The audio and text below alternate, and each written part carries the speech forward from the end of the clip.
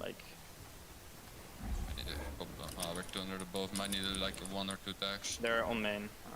I don't know. Okay, we'll come from behind Masso. They're gonna look for a snipe. Yeah. Are they on main? I think we just. Oh, this building is That's up not in. on main. They're Pretty not sure on they're main. on main. Looking for right? tags behind us. We can Oh, maybe hold them. Oh yeah, that's them. Yeah, I'm building up. We're just gonna. I'm getting. Yeah. I'm up here. Need to be careful from I behind, have a good Benchy. spot. Yeah, I have a good spot. Wait, is there nobody up here? Nobody's up here. No. Okay. We can hold Gonna these kids. pop We up can there, hard have hold these one kids. back. I'm not 100% sure. There might be people like hiding somewhere, you know. I'm refiring my mats a little bit. They've gone to the left hill. Yeah, I think mats, you just watch for them. I can just farm. Nick it bear. You just can't get sniped, we have no healing. Oh, how did he hit me twice? Yeah, I've only hit one big. One big. Yeah, I I've only one big I for got you. just flashed. Okay. Oh, that tank I shot don't just built Yeah, them how away. we- I don't know if we need. Come splash. tanks. A splash? No, we're fine, I think. Just try to get some just to be safe there. I don't even have. Oh no, you can't open. I mean you can. Wait, kids are here. Flea marker. They're getting fucked. Oh my god, they're getting so fucked. 30, headshot. I don't have sniper ammo and only 8 Flame. AR. 3 there. I've 120 AR. I have 1 We're 30. chilling on search, we just can't get hit a lot. Oh, there's kids going below us. 110, 110. Nice. Nice. That's really good. Oh, I got sniped. No. Oh, I have I one need big. minis. Stay I big. don't I've got no think- minis, no minis. Oh, I need to pop 2 bigs then. Oh. Yeah, we can't peek now. Oh, It's either under us no. and fish. This is fucked. I have 1 shield fish, you need it. No, I have 3 slots, but I don't need How are it. we gonna rotate our Take game? first.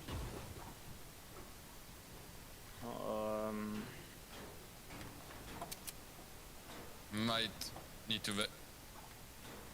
Search is still active. I hear a chest. Where you know lazy Benji, where's your chest? Oh, fucking hell. I just heard one, I think. I don't know, it might be fucked. Wait, Just leave it. I'm okay. Watch out, I open you guys. Oh my god. These people are still need to boxed get up to there. I that wanna building. get the ammo crate. Here, just get to me, Need to go, I think. Coming. Here, I'm just going. I literally only have white deal. Watch out, I rammed a little bit, you need to edit. Behind us, they're Yeah. following us. Yeah.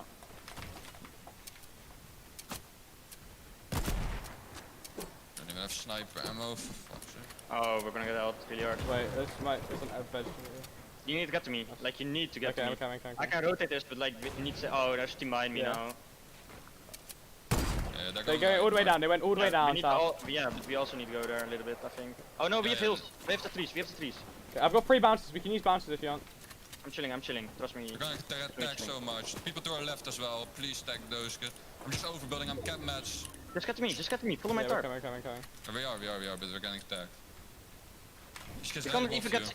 Oh, watch out from the left. Get on the left, yeah. Oh, really close to the left. I'm in. Okay, you might spray these kids for me. I'm kind of slipping. I built rams. I'm pretty sure you can't see you. We're going to take truck next turn. I'm 144. We need damage. Anyone have sniper ammo? To the right above us. I've got 7 sniper. But I need. Okay, split fine, me. come on. I had to use 400 wood, 200 brick. We can maybe take truck and just go. Oh, Okay, what the fuck. okay. We can take truck and go up the hill south next turn. Kids following up top. Close. 50. Recent ace skin. Oh, I got tagged really hard. I only have 1 shield ring for you. Yeah. So all my I Yeah. only white heal now. Yeah, that's Above. We're getting sprayed. You go back. Go back, just leave it.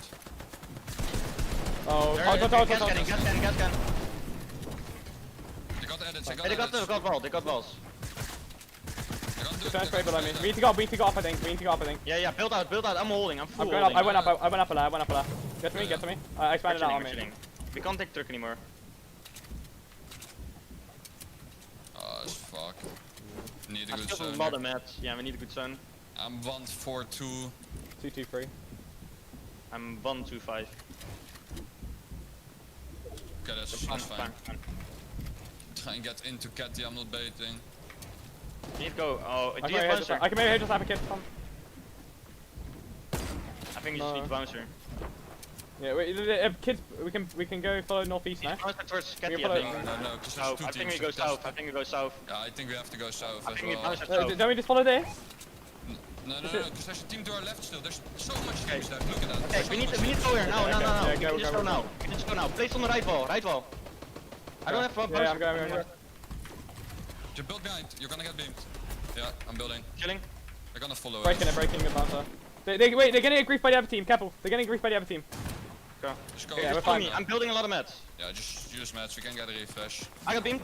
I couldn't. Oh, well, one slap Yeah, match. shield. I got cracked and there's a team next to us. No, I don't have shield. 1 of 5 behind Take us. this- Nice. Take the shield. We need to Hey, get that's to team me. close. That's team close. We need to kill these kids coming up to us. We need to, but we need these kills on me. We need these kills. They're fighting, full fighting. Yeah, full tarp in. We can full tarp in after. Yeah, Fine. we see the hold these kids.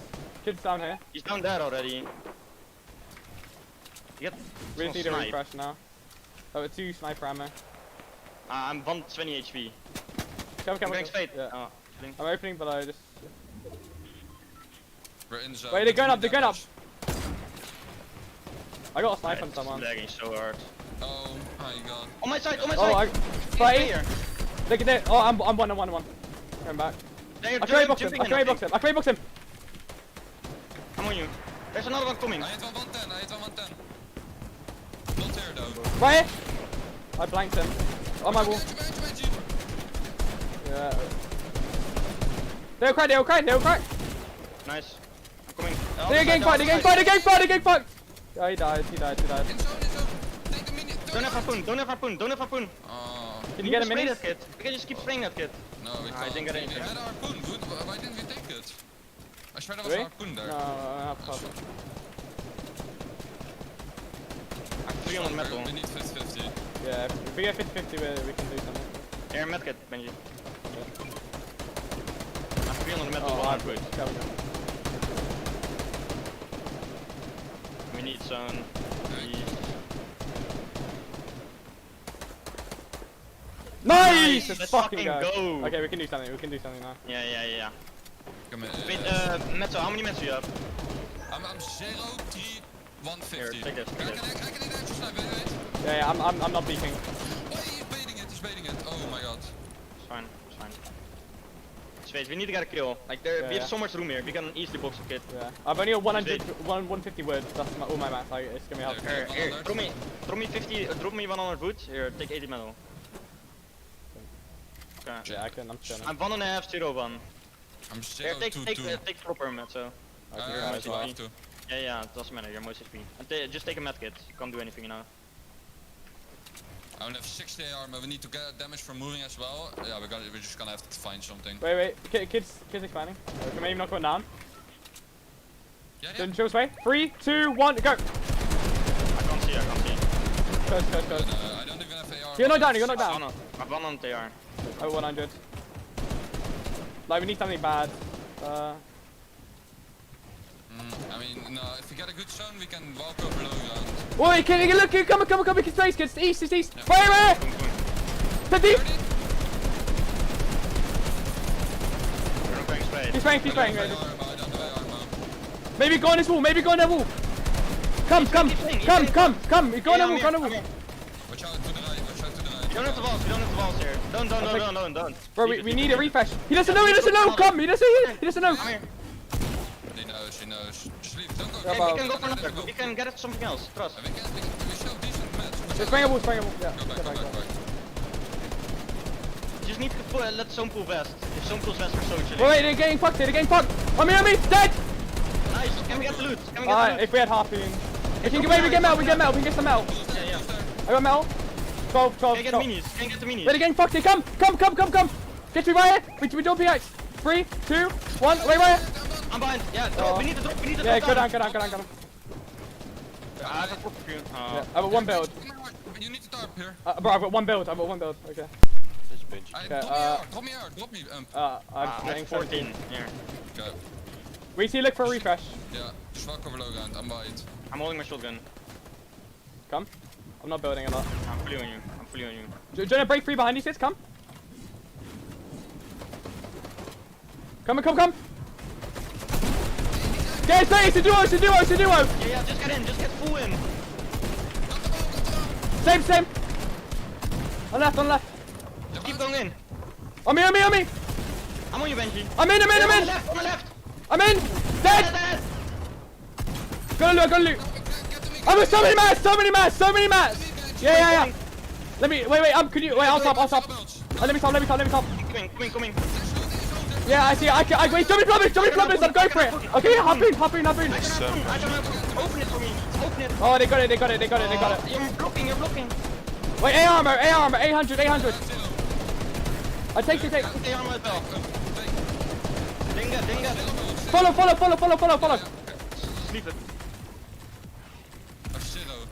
Yeah. Wait, WK's kid on me, come. On me, get in. 50. I'm just getting in, full getting in. Careful behind. Just leave it. Leave it, go, follow. Oh. Come. Yeah, I'm on Benji. I'm dead. Okay, I'm healing. Below. Take. Right. Dead. Take many. Okay, wait, no, I'm getting loot. No, there's one more. 90 white, I gotta finish it. There's so much loot in zone below you. Chug splash is on there. Yeah, chug splash. Next to my body, yeah. Chug splash on the body behind you. No, chug splash below you. I can't. One chug splash only, you need to go in. Top 12. Yeah, I can't make it. I should have went for that. Oh, we're so scuffed. Look at these zones, man. And they're staying. That zone is so fucked. Big dive. How much damage did you still have? We killed Flick, by the way. We killed Flick. How much did you have when we went to that full 130. How many mats? Yeah. I didn't have a lot. I think I only had like 100. Just had to. Could have just walked over loadout maybe if. I don't know. Killed Flick, by the way. So they're gonna be lowest. Well, apparently Trapix died. Is now on low ground. Setting and T control the mid. Still Stompy all the way up on high. Storm Surge is not going to be a problem anymore. It's about the surge these guys can cause. The chaos off their shots and position. What is the decision they will make in this moment is the question. Hen, Janet's, and Chapix are out. First place is out, so Amplify, Matzo, and Benji, who lost Benji. Now it's up to Amplify to clutch by himself. Have the opportunity to end the day at number 1, and Reason finally goes down to Andalex. Andalex is trying to find his way up. Third place team of Flick and Austin. Thomas HD also Amplify's gone. out. Amplify goes down fully towards the zone. Chulex and Pink though get knocked. Stompy taken off of height. It's Artox who gets it. Pizza with the 3K elim finish. And they have control. There's nothing like Pizza Time, baby, and Pizza Time has 4 elims, 7 elims total for the trio. Verox now the solo performance here with one elim there, has 16 builds, has to hold on, and Dreda is still alive in this fight. Cisse is doing well. Verox now on the low ground, dealing with multiple people. Cammy's trio is still here, and on the backside, hello, return to sender. Miro gets knocked and hit right in the jaw. It's all 1-for-1, so the real team play is yet to be watched. Up high, it's a duo trying to operate. No Ardit for this one. Teak down below with Cammy. Has Steady, so that's an advantage all the way in the mid ground. Top 5 situation, the Harpoon making sure the builds stay healthy, and the Lex and Squeeze have to do it themselves too. It's a game of duos around one trio that might have control all the way down below. See how it ends up breaking down. Cammy's about to get into a big collision with Cisse. Tax. If you blinked, you missed it. He's gone. And now this trio has even more control to play with the lobby. Cammy literally brought down that enemy down to their level and gets huge 2 purple tags here. This is the final game of day 1. There's still 6 games going forward. Cammy, Steady, and Teak have been consistently at the end game. Can they close out with the victory royale? It's coming down to these moments here, Sayo. Here we roll. Cammy, 4 eliminations, 5 with Steady in total. Joe drops under the box. It's a huge finish for them to get. For the mats and the position and the attrition to survive, Steady is alive too. 2 trios and another. Looks like it's a 2v3v1 right now. Who's the clutch individual? And can this trio make it? Cammy, slow, small edits. It's kind of chaotic, but he finds his way through. The heal game might be a possibility with just 2 fish. I don't think they have the Omega-3 to make it past this one. Interrupting the edit to go all the way up top as well. See some more. It's still a stalemate. Artox gonna drop down below. Artox gets knocked down by Seti, but trades. Pizza still alive on high ground. Big shots down below. Cammy has a med kit. Was it timed properly? It's gonna come down to the wire. It was. One more flopper to get as well. Can Pizza find him? He can't. And with position and just awesome low ground gameplay, Cammy wins that one out with 7 eliminations. Wow, the entire day they've always been there at the end game, and they were able to get at the very end of this day a very important victory royale, Shio. It was a heel off that actually touched my heart, a heart off, so to speak, right? That was very smart. And once again, that trio, I think, Sancho, the 3rd time they've survived as a team in the end game. Yeah, it was a very treacherous one. There was a lot of mountainsides around. They had to go up a couple elevations, but they stick true to the formula, and their formula has been working out in day 1. I'm just interested to see who's going to make some crazy formula adjustments, throwing some variables in there, throwing some crazy plays like Pink's trio going to height so early. But man, what a finish to day 1, Shio. Yeah, that's it from me and Sancho West on the mic. We'll have more with the analyst desk to show us who's the captain of day number 1. Cammy! It wouldn't be a British invasion with us analysts here if we didn't get a football chart in. I had to do it. I mean, what an incredible end game there as well. It's great to see another team take the top spot there with eliminations to back it up as well. I mean, this is a great final game in this first day of the EU FNCS finals. Yeah, great game. And what's funny is that actually reflected the heat that they played in, because they were kind of struggling a little bit. You know, they've not been struggling here. They were in 8th, so definitely not struggling by any means. But in that final game, picking up the victory with the heel off. And if you notice, Cammy intentionally took that tick to zone earlier, about 30 seconds earlier before that zone started to close. And then in that final zone, 5 seconds before the 9th zone closed, he pops the med kit, times it perfectly. That means he has also, with 2 fish left, an additional kind of 13 seconds of zone tick, which means that if no one has any heals, no one has any whites, he's just instantly won. And Pizza, unfortunately, had nothing. Yeah, I love that from you, Adam. Cammy! That is wonderful. That's literally... But it's classic. It's classic. I had to do it. I love that. Look, those guys were incredibly impressive. They've been impressive on the day. Things started off slow for them, right? But then they pick things up, and that victory out puts them in first place on the day. Super impressive stuff from these guys, right?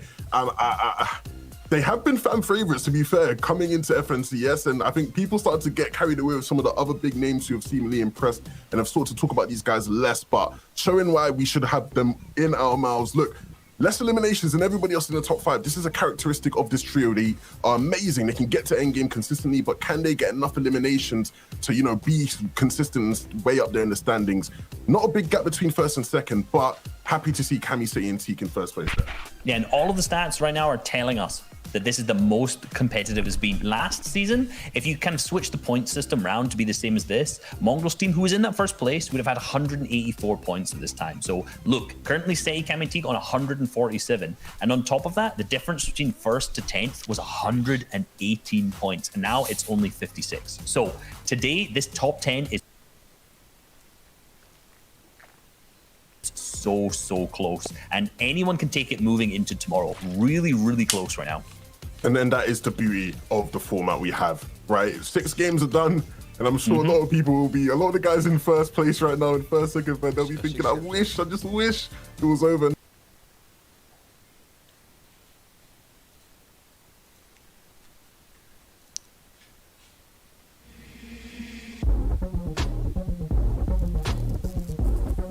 Curiosity. Curiosity leads to discovery. It led us to the dry, crisp Karakuchi taste.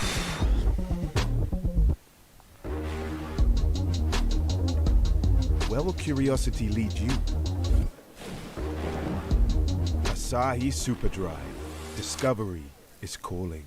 So for me, looking at Sei, Cammy, and Teak, I was looking at them from their qualifiers and looking at them from heats, and I was thinking, you know, are they going to be able to perform? Because they had actually the lowest average eliminations of any team in their heat. So coming into this, oof, you know what, I wasn't confident putting them in my top 10 slot, but they have absolutely performed. But, you know, looking at some of the other teams up there in the top 5, you know, we had Thomas HD, flick and an ass. We've been talking a lot about them. They ended up coming 16th in the last game, but still had 7 eliminations. They're now being contested off the spawn by Egram's team. They ended up switching because we've seen that west side of the map. It's tough. It's very tough when you're landing near Rezon, Vadil, and O'Reilly. Yeah, It certainly is. I was just going to say, look, you said, right, you were concerned about whether Cammy would be able to, you know, pick up the necessary limbs. Look, he said to, when I asked him about it, he said, it's just been a bad day. It was a bad day, Levin. Yeah. You know, it's just a bad day. This is them on a good day, right? They can be in first place. They can be a dominating team. Talking of all the teams who've been in first place at some point, we've been Victory Out winners. Stompy started off the day hot, right? They showed us what they can do with that RPG in hand. And then over to the next game, Benji Fishy, fan favorite. He came in and stole the game away. Super impressive from him. Look, at the start of the show, Adam said he's not going to be biased. I'm going to be biased. I love Benji Fishy. Like, that's it. That's it. To see them win a game and be currently in second by 4 points, I'm all for it right now. But we've seen Slender. So inspirational. Temper good, you having a good day, bro. I fucking hope he's having a good day. What? Different night, 7 with Prime. I'm in front of a restaurant with a $100,000 check. Hey, how's it going? I'm curious if you would quit your job for $100,000. No, I don't think I would. Like, I have got bills to pay. You could get a different job and have $100,000. My boss would not be happy. Let's ask him. Would you be mad if she quit for $100 grand? Not at all. Are you serious? I'm your favorite employee. I would quit. You heard your boss. Okay, I'm putting my 2-week notice right now. Well, no 2 weeks. And if you don't believe the money is real, in this car is $100,000 in duffel bags. Mr. Beast, thanks to you, I can quit my job now. I'm so happy. We're just getting started. We have hundreds of thousands of more dollars we're giving away next bit. And now we're gonna do it again at Walmart. Have either of you seen the channel Mr. Beast? Yes. I was curious, would you quit your job for $10,000 in cash? No. I figured you'd say that. You don't actually have to quit your job. Do you want 10 grand though? Yes, I would love it. Here you go. We're not actually gonna make her quit her job. Oh, you're crying? We just found out my grandma had stage 1 cancer. I'm sorry. No, you're fine. It's just God way of working things out. Like, this is such a blessing. Now we're on a football field with 2 ex-quarterbacks. Now, can you throw that football to him? You guys just made $1. You just made another $1. Every time you throw the football back and forth, you guys get $1. Now here's the thing, if one of you drop it or it touches the ground, you lose all your money. They literally have all day to make as much money as they want. We're gonna go to the next bit. This is an $800,000 mansion and this is the key to the front door. Play dramatic music. That felt empowering. I feel like a man now. Now. Nolan, if you pick the correct key out of this fishbowl that unlocks this door, you get to keep this mansion. Pick a key. No, wait! Good luck. Oh, he's dumping the keys out. This could be an $800,000 decision. Nolan, you're taking forever. Pick a key. 4, 3, 2, 1. Oh, that was a bad decision. If this key unlocks the house, he gets a mansion. Oh, thank God. It's way too big! Oh my God! What? Oh No! my gosh! Screw this key! We are now at an airport and this is a pilot. I fly planes. And I want you to take this piece of paper and make a paper airplane. And if it makes it past this line, he gets $1,000. 5,000, 10,000, and if it makes it all the way past this line, $20,000. So if there was anyone who knew how to make a perfect paper airplane, it would be Wayne. That would be me. Do you think you're gonna win the 20 grand? I'm gonna give it my best shot. $20,000 is on the line. For the precision. Oh! Hey. That's not bad. Wait a minute, Chris. It only halfway made it. This is the halfway point of the airplane? Uh-huh. Oh. You just won $10,000 in cash. I'll take it. I'll take it. Wait, can we just throw this money in your plane? Yes, sir. Put it right back here. Now that the money's in your plane, the only reasonable thing to do is fly off, right?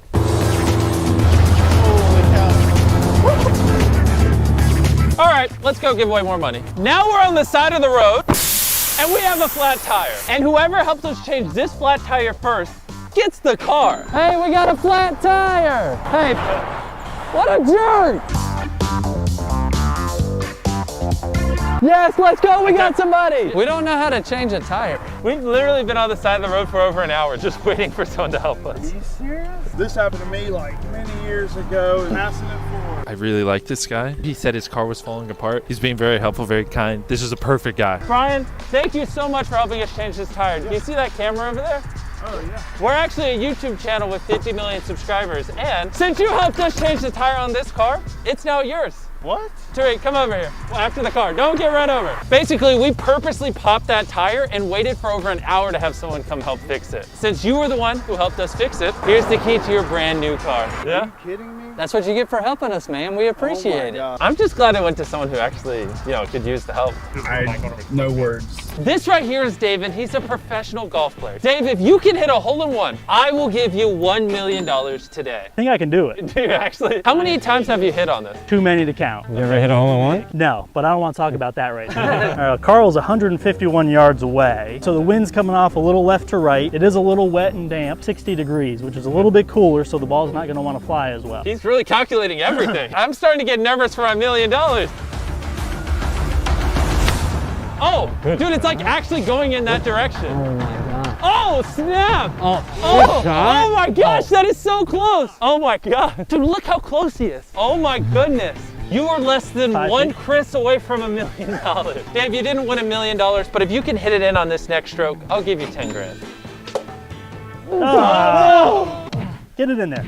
Oh my god! Thank you so much, guys, for this opportunity. It's unbelievable. Yeah. That's the best way to put it. And speaking of winning 10 grand, I wonder how the football players are doing. Gentlemen, what is up? Dude, it's almost dark out. Yeah, it's getting rough out here. This is how many times they've thrown it back and forth so far. Whoa! Look at how full this case is getting of money that they've made. I have one challenge before we go. If you go 10 yards back and do one throw, I'll add $5,000 to your total. This is a $5,000 throw. Actually, this is more. This is $5,000 plus all the money you've made, because if he drops it, they're done. You ready? Yep.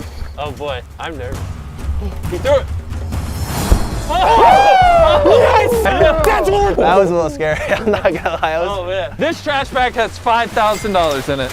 Our boy Chandler here is hungry. Chandler's gonna order a pizza from Papa John's, Chris is gonna order a pizza from Domino's, and Carl's gonna order a pizza from Pizza Hut. Whichever pizza is delivered first, we're gonna tip that pizza delivery driver $10,000. Whoever picks that driver that arrives first, we're gonna give your mom $10,000. Oh yeah, my mom. Gentlemen, the weather outside is very nice, and order your pizzas! Oh my god, I'm so good at this. It'll be for delivery. I don't want anything. It'll be for delivery. Pickup. I Hello? meant pickup, not delivery. It's delivery. I want a pizza. You're not looking for anything specific? Nope. It's a rush order if you can. Tell the driver that. Thank you. Let's go! 25 minutes and counting. This is for delivery. Why do you guys do this? Stop it. It's for delivery and the address. I can't deal with this! I'm going to the Domino's app! Create new order. Deliveries. No tomato sauce, no cheese, just bread. Bread pizza! It said, hold up, this pizza doesn't look right. We're just wondering if we have an order from you that's small hand-tossed pizza with no sauce and no cheese, and we're just calling to confirm that you just want a slab of dough. Bread pizza, yes. This is my local Domino's, tied to my account. I'm not gonna be able to get Domino's anymore after this. Omar just texted me, he's 9 minutes away. What? I was wondering about the status of the delivery. I'm very hungry. My driver's on the way to you, sweetie. Awesome, thank you. You can tell him never mind, I don't want it. I love you. Omar, Omar. 3 minutes, Omar's 3 minutes away, move. Hey, Omar has entered our neighborhood and will arrive shortly. Shortly, but not short enough. Is your guy here? I don't know. Omar. Writing's not that easy, but Grammarly can help. This sentence is grammatically correct. Pulling up, baby! No thanks! No thanks. Hey, Omar. Chris! What's up? Mr. B! What's up? Come on in, come on in. I love you guys' video. Oh, perfect. Well, guess what? We ordered a pizza from Papa John, Pizza Hut, and Domino's at the same time. Since you were the first one to deliver the pizza, here's $10,000 in cash. Get out of here! Let's go, bread pizza! Yeah, bread pizza! Oh my god, thank you guys so much. You're so welcome. Oh man. How's your pizza? Let's try it out. Pizza Hut. Pizza? Hi, thank you so much. Hey! Hi! I'm from Domino's. I'm actually going to share my tip with you, $100. Oh my god, seriously? That's yours. Oh, thank you so much. You just can't make this stuff up. Chandler's driver still isn't here. Your luck is so bad, people think I script the videos. This guy, Omar, he just won you $10,000. $10,000. No. Thanks, Jimmy. Thank you. We love you, Mom. Bye. This next bit is a fun one. And this is Chat, a professional soccer player. Hey, what's up, guys? Word on the street is you're really good. So if you kick that ball in that goal, I'll give you $1,000. You did it. Chris! Yes. Stand in the goal. Chat, do you want to risk your $1,000 for $5,000, but this time Chris is the goalie? I would do it. Yes. Risk it. Yes. Yes, of course. $5,000 doesn't it? Why didn't you stop the ball? I like spending your money. It's what I do. Carl, go get in the goal. Do you want to do double or nothing? Let's do it, man. Let's You're double gonna or risk it nothing. for the biscuit? $12,000 on the line, and he's off. Oh! Oh! Wow, Carl, you hate Chad or something? I couldn't have dodged it if I wanted to. I'm so sorry. no. That's not my fault. Play the replay. I don't see anyone else that ricocheted off of. I'm not really good at stuff like this. I'm gonna go check on the football players. I love you, man. What is up, gentlemen? This is how much money they've made so far. I feel like we should end it in a fun way. I love how serious they are. It's like I'm not even here. Are you guys interested in doing a little bit of double or nothing? No. No? You don't even know what it is yet. This is $17,000. If you do one 30-yard pass, then you can each walk away with 17 grand. Just your stereotypical touchdown pass. One pass, 30 yards to here, and he catches it. You both walk away with 17 grand. You know what? I'll up it. You both walk away with 20 grand and can go to bed. What do you think, Griff? I mean, I'm up for it if you think you can do it. You say yes or no? Yes! Oh, yeah! All right! Right. Yeah, Moment of truth. Can he make this touchdown pass? So this is the most important touchdown of your career.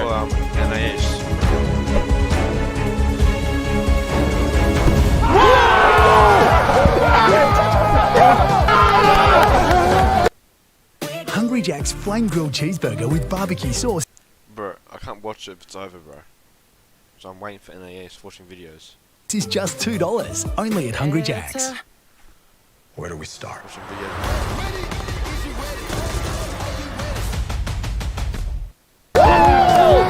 So you two just won $40,000. What do you have to say? I'm shaking. I can't believe it. I'm done gambling after that. Have you ever wanted to compete for $100,000 in one of our videos? Well, now you can. We just dropped Finger on the App 2, which is available on iOS and Android. Basically, there's a timer on the app, and when that timer hits 0, everyone with their finger on the app will be entered into the challenge. And whoever takes their finger off the app last wins $100,000 in cash. And this challenge is 100% free to compete in. It is a free app. And if you want to get some training in before the competition on March 20th, you can compete in the battle mode against random people online. It's a great way to hone your skills for the main event, and you can also earn extra lives for the challenge. The game is available in the US, Canada, and Mexico. I'm sorry, Europe and the rest of the world. Your laws are weird. And just so we're on the same page, this is Finger on the App 2. It's a completely separate app than the first one. Mr. B6000. Oh.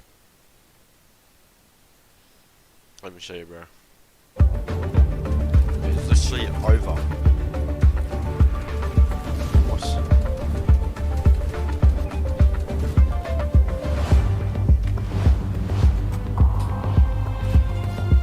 Sure, what I'm going to do, bro. Just put one of this.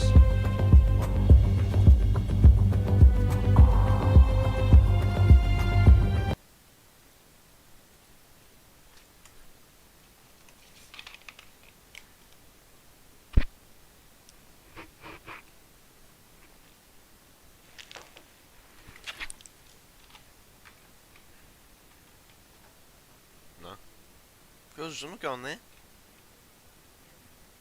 I'm not going. Whatever. What am I supposed to do?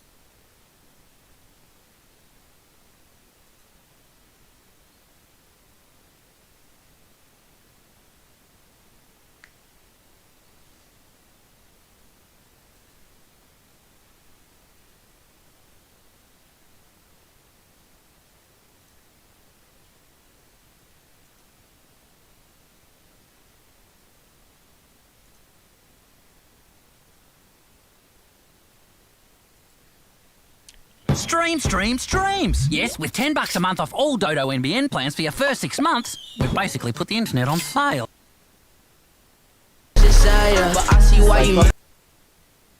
Item shop to be better.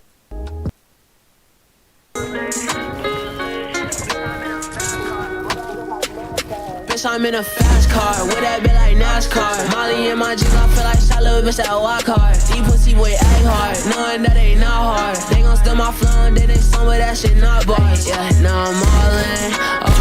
All these bitches, I keep falling. Got this money, now I'm ballin'. Bitch, I'm in a fast car, with that bitch like NASCAR. Haulin', ass yeah, I'm gon' get the cash yeah. If the cops slide, nigga, I'm gon' do the dash yeah. If you outside, nigga, best not be a rat, yeah. Cause we prepared for that. Bitch, that nigga better have a strap. I'm gonna fuck about none of that. Bitch, I stay gassed up. Bitch, I say a lot of dumb shit, but don't ask ya. These bitch, that niggas always on my dick. Just say ya, but I see why you mad. Cause the nigga getting cash out. And it's sad cause they going out bad. For your bitch, I don't care about none of that. When they cash, get a rash, yeah. I'm on all of that. I just want some shit that a young nigga never had. In a fast car, with that bitch like NASCAR. Molly in my jeans, I feel like shot little bitch that walk hard. Deep pussy boy act hard, knowing that ain't not hard. They gon' steal my flow and then they some of that shit not bars. Yeah, now I'm all in. For these bitches, I keep falling. Got this money, now I'm ballin'. Bitch, I'm in a fast car, with that bitch like NASCAR. Haulin'. Fun fact, these scrubs won the most tournaments.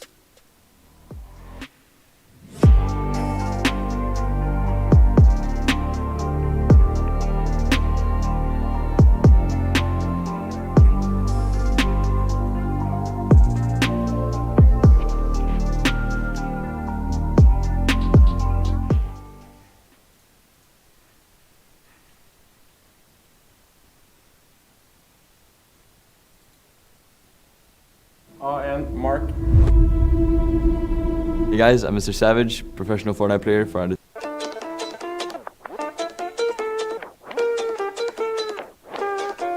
Good morning.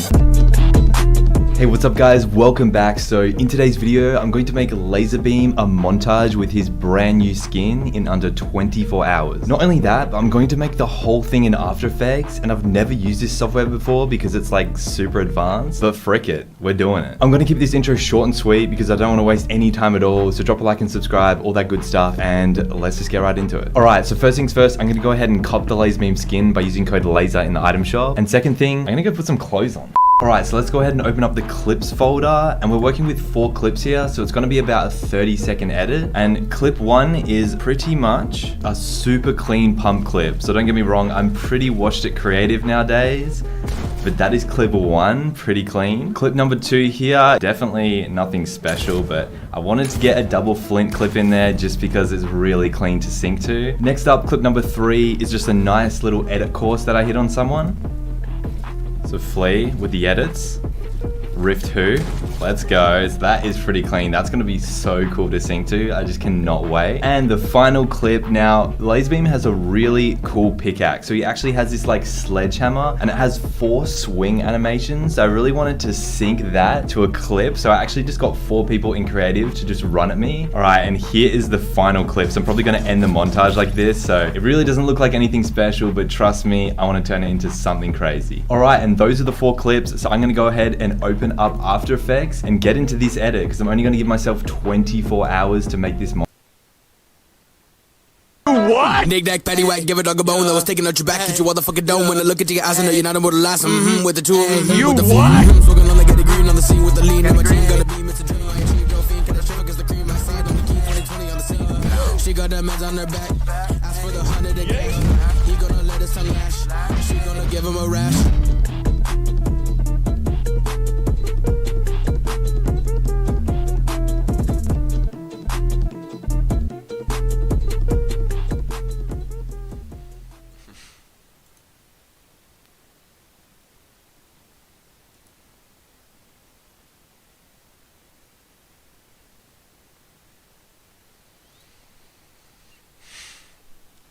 Let's give her the place that we got in AEs. Let's change my title.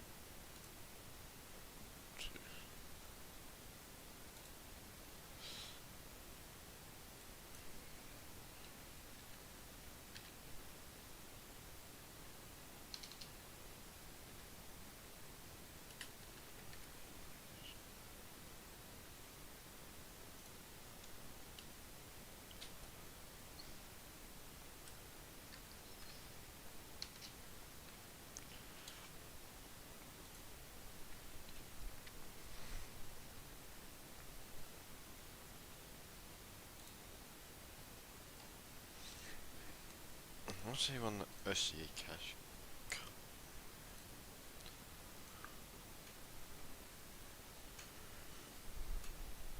Noob Eggy.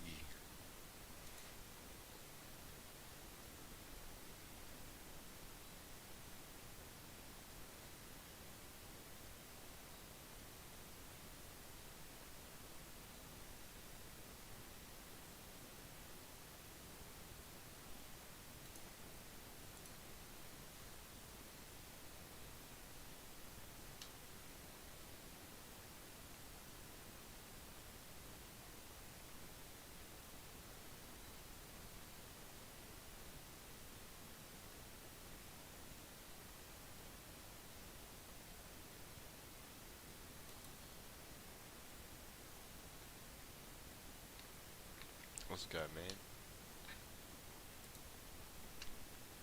This is the most bullshit tournament I've ever played. These 3 games, my controller disconnected. And then 1 kill, and straight after my game crashed. Right. Actually, no. Got. What was it? Yeah, this game. Controller bugged out, same first game. I thought I fixed it, bugged out again, then bugged out again, then bugged out again. Then I just stopped trying to find this thing. I got the kill on mouse and keyboard, and then my game crashes. And then what happened? I was then salty and didn't get a gun. I was like, this is the game I'm gonna get. Yeah, this game I died spawn. This one I'm gonna get a gun.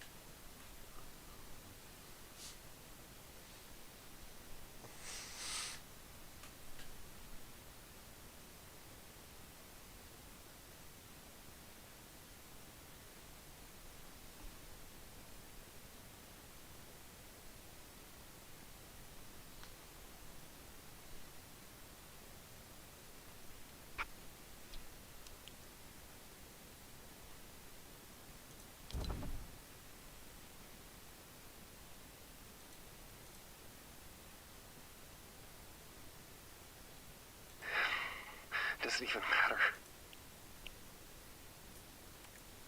Wait, this is the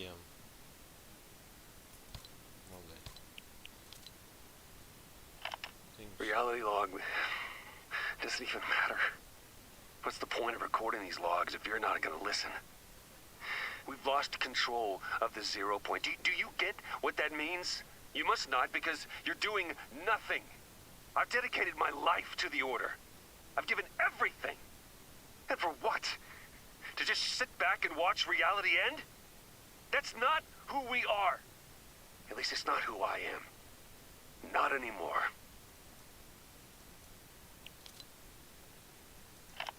Reality log doesn't even matter. What's the point?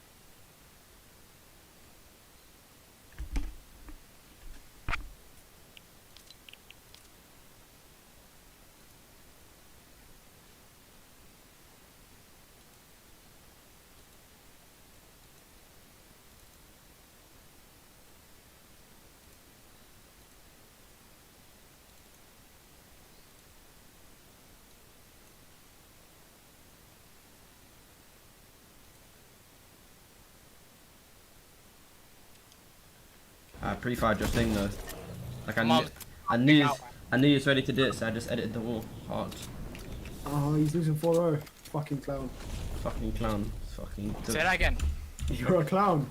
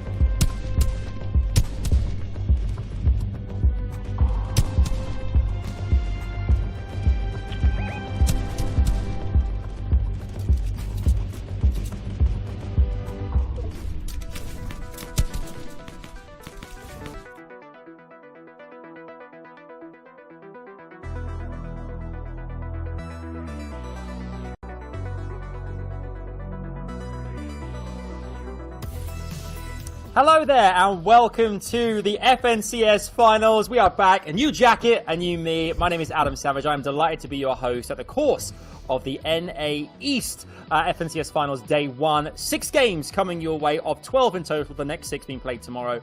We have got so much Fortnite action coming your way. We've just had the first games in the EU regionals. Now it is time for NA East. I am joined by my esteemed colleagues, these wonderful gentlemen here as well.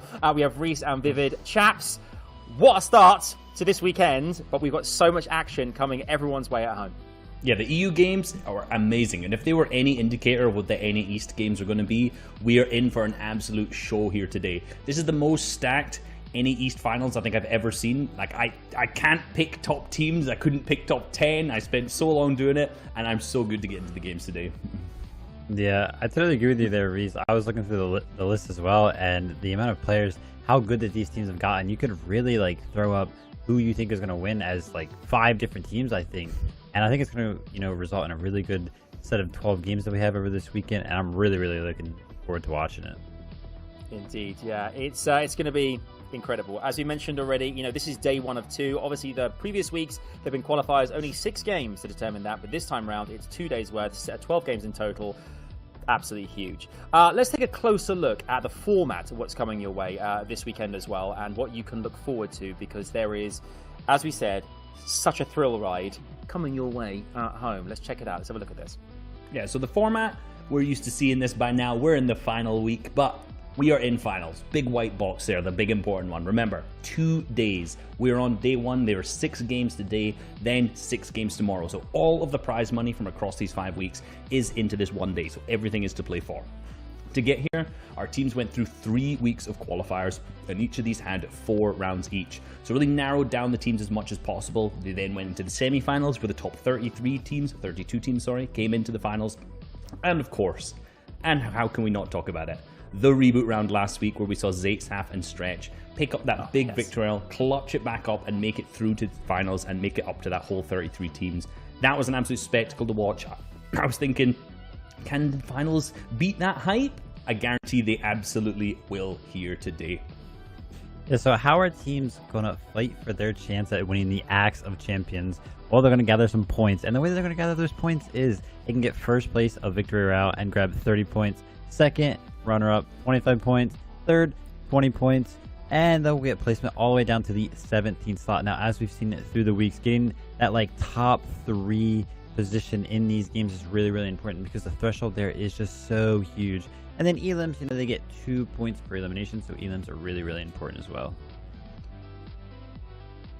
We have the prizing here as well, everybody. Obviously, bragging rights is one thing, but prizes, I mean, look at this. So much money up for grabs here. The prizes are absolutely incredible for all to see there. Reese, this money is life-changing. It's absolutely life-changing money, and you remember, every single team that here will get some money, so it goes all the way down until those 33 teams. But really, once you get into the top 10, that's when the thresholds start going up, up, and up, until obviously the first place, where everyone's competing for that big money. Yeah, fighting for that big money. I've been there myself.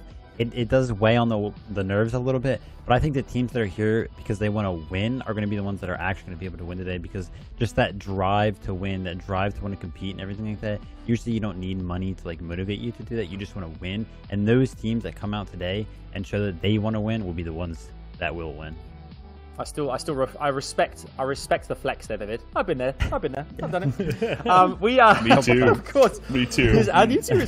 Of course. This weekend there is so much action going on all over the world with FNCS. We actually have ourselves some standings here and some winners, because in the Middle East the Axe of Champions has in fact been bestowed upon our trio here. What an incredible sight this is, right, Reese? Yeah, you know, Cookie, Phantom, and Nile, these guys are the scariest guys on this region. You want to stay away from these. Last season, teams are rotating as far away from them as possible, and this season, throughout their qualifiers and their semis, obviously uncontested. You don't want to fight these guys. They managed to drop 30 eliminations in one of their games in the qualifiers, but they also mean no one rotates around them. No one is dropping center map because they're at Coliseum, and no one is at Risky, so people just stay as far away from possible as these teams because they are that good at fighting. Yeah, and the Axe of Champions, man, it came down to the last show here. As you can see, only a 10-point differential separating the first place and the second place team here on Middle East, which means that these games were close. Every single one of these games mattered. And as we mentioned before, though, these prizing when you get into that top 10 slot just increases so much, so it didn't really only matter for these first and second place teams battling, but it also mattered for every other team battling. There was only an 8-point differential between the third and fourth place slot, and looking at this leaderboard, it really gets me excited because I hope NA East comes down to the wire like Middle East did. Yeah, I hope it's that close as well. And you know, there's some other big names on this front page. Second, you see Suranio, who's the duo FNCS champion, and then last season champion of Wagner, IX4 Pro, and Dexifight. You know, these guys were the champs last season. They were coming back, trying to defend their title, and you know what? A 5th place slot? Very, very commendable, you know? People who manage to get multiple titles in a row, incredible top tier players, but you cannot put that effort down of teams who get first and then a top 5. Like, that is an achievement in itself. Yeah, something to know here, the first place team there ended on 332 points, and then our 9th place team has 165 points, which means that our first place team literally did more than double at what the 9th place team did. So very, very well done by them. They definitely deserved it. Absolutely, and you know, these teams, you know, sometimes you might look at this and say, you know, is this a reflection of what we're going to see on NA East here today? And honestly, you can't tell. These games can be super close, they can be really far apart. Honestly, it's so difficult to tell based on looking at any other leaderboard, just because of the sheer depth of the talent and the fact that there's 12 games. But if we want to look over to who we have predicted to win our tournaments the predictions. today. This is the best bit. This is the best bit. Yeah, so I went ahead and predicted Bucky, Kanata, and Macwood. Now, I'm not going to lie to you. If I wish I could have 2 predictions here, because I have Clicks, Booga, and Bizzle equally, like, have an equal winning chance as Bucka, Kanata, and Macwood, because I think that the RPG is being contested today, which we know Zay is laying in there. So I don't think RPG is going to play a big role in dominating height. So I think teams that have a recent history of going for height and doing well in there will be the ones that win, which is why I went ahead and picked the Bucky, Kanata, and Macwood. Yeah, and you know, Monster Deface has gone with DGen Aegis and Skittles. These guys have been super, super consistent throughout basically all of the weeks and through their heats as well. You know, absolutely a top team. And, you know, kind of like Vivid said, it's tough for anyone to pick a top 5. You know, me and Ozzy have both gone with Scented, Edgy, and Commandment. They're uncontested. Seems like going into Misty Meadows right now. And, you know, we're talking about consistent teams. These guys are the kings of consistency. You know, maybe not picking up those victory royales, but they're going to be in there picking up so many eliminations, fragging out game after game. And, you know, one of the things that we should allude to here too is I feel like this is one of the hardest decisions we've had to make. Like, I feel you kind of mentioned there's a top 5 teams you could put into your prediction. I was looking at teams who possibly might place 15th, and I'm looking at their team and I'm like, you know what, these guys could win. These guys could win. Well, what I love is the fact as well, chaps, is that you've got all different opinions here on who you think is going to go the distance here. The predictions all vary. In the EU regions, we had kind of similarity. This is all completely different now, so anyone could have predicted this correctly. One thing we did do, though, in the EU broadcast, which I think was a really important thing to share as well, was about other teams that may not necessarily have made it into our top predictions, but are still worth, shouting about as well, who could really go far in this competition. I'd love to know if you guys have any teams that you think are still very capable of making it into those top spots. I could name any team in the lobby right now, but honestly, I'm thinking the biggest one we're gotta go for after the heats is Acorn, Slacks, and Jack. You know, coming out the heats, they had 279 points in their heat, absolutely wiped the floor with everyone else who was in that lobby. Incredible performance. You know, the highest heat scoring of any region at all, and on one of the most competitive regions as well. Incredible performance. They're definitely looking strong, and if they carry that in today, ooh, they could be a fight to reckon with. Yeah, and to wrap back around to the predictions, because I want to talk about that a little bit more, actually. Commandment, Scented, and Edgy will be facing the Exit trio on the low ground today, which is AV, Rogue Shark, and Knight. Now, these teams, as anybody knows who watches scrims or anything like that, or has seen past competitions, the low ground battle between these two trios is always one to look out for. And the reason why I went with, a prediction that was focused on a higher ground team is because we haven't seen AV and his trio versus Scented trio in a very long time, and I think that not being in that environment a very long time might catch Scented trio off guard, because they might, experience a little bit more pressure on that low ground from a trio that is very, very good, which is why I didn't go for them. But I still do think that Scented and them have an edge on AV's trio, so I do think that they'll end up placing better. Yeah, and there's actually a little bit something I want to add to that as well, because you picked on a good point of contrasting playstyles, Low grounds can be interesting because not only are there those two teams there, Illust's team also plays a huge role in playing low ground. In their heat in particular, they were popping off on low ground over and over again. So at this point, potentially we're going to have 3 teams looking to contest over and over. And I know if I'm going to put my money on someone, and I did, because my prediction was Commandment, Scented, and Edgy, it's going to be those guys. I thought what was really interesting actually is looking at the Middle Eastern standings, as you said, between first and second place and third place, there was almost 80 points difference between those teams. So this is the great thing. We saw this with the EU, and I know we're going to see it here as well, is that every single game, with the way that the point structure, with eliminations and with standings as well, each and every game, we're going to see the entire table flip-flop. People are going to, whether it's the high ground plays, the low ground plays, the more elims, the more VRs. We don't know what's going to happen, but I think we can guarantee that things that happen in the very first game or two are certainly going to change down the line. Yeah, and we saw that on EU. We saw that with Stompy's trio on EU, where they performed big victory royale and they seemed hot out the gate in game 2 as well, but slowly started to go down. And there's going to be teams who are just going to have those big pop-off games, but over a 12-game span, a big pop-off game isn't going to be enough. You're going to need good big pop-off games, but you can't be slacking in those other games as well. So there are going to be teams that we're going to look at here today who are going to need to be consistent in every single game. Maybe a couple they can throw it if they really want to take that first place slot. Yeah, and I hope these trios are ready today for the Storm Surge problem that we know we've seen some trios face in the past, because Storm Surge, if it catches you off one game, that could really, really put just a train wreck in between that consistency that you were just talking about. So they really got to make sure that they find the best Storm Surge strategies possible, and I hope that these trios came prepared. Me too. I think we can agree as well, chaps. Reese, experience is going to go a long way here, being in this position right now. Yeah, I know. Hugely, and these teams are all very experienced. Me too, I think so. We've got 2 very experienced casts as well waiting in the wings. My guys, Aussie, MDF, they are going to bring the energy, they are going to bring the hype, they are going to absolutely blow our minds. I cannot wait to see what Game 1 has in store. NA East, over to you, chaps, take it away. It's here. We're right now about to be delivering the big stage finals action for NA East, and I cannot wait to jump into things because, Ozzy, honestly, our predictions were phenomenal. They were great, but they weren't enough. Let's be honest. How could we realistically pick only 4 teams when you look at the roster of players on NA East? Yeah, it's so difficult as well. It almost feels embarrassing looking at the leaderboard and thinking, who did we forget off this list? Because any of them could take it.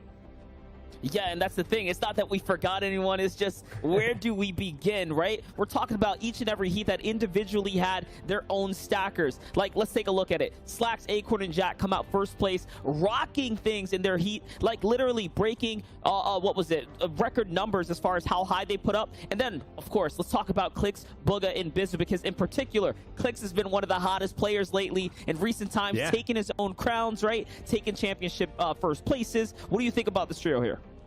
I mean, it's really hard. It is astounding the caliber that we have in NA East, that we have a team that won their qualifying week and then won their heat, and they're still not on our prediction list. I think that's because a lot of us know that Clix has had a tumultuous history when it comes to grand final specifically. He's always come in really, really hot with fantastic teams, and it hasn't quite clicked. I'd love to see him break that trend here today, but that's why I didn't pick him. Maybe I'm speaking for the analysts, and that could be potentially what they're leaning towards. But again, it just shows the caliber of the gameplay here today, and it's going to be all about consistency, Monster. And I think that's what even scares me with my pick a little bit with Centered's team. It is about teams that play consistent, but it's really that top 3 big consistency. That's where we know the points are. Like we've seen in the other regions, we saw OCE last night, top 5s and like, you know, around top 10 really doesn't cut it. It does come down to the victory royales and the top 3 with eliminations on top. So it really is anyone's game.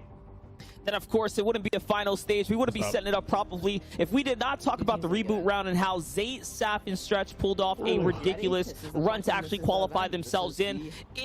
When we were talking about who we're going to see in these final stages, we were talking about it wouldn't be a Grands without them. For them to not qualify out of their heats and then put it all in the reboot round, it couldn't have been a more legendary way for them to go ahead and solidify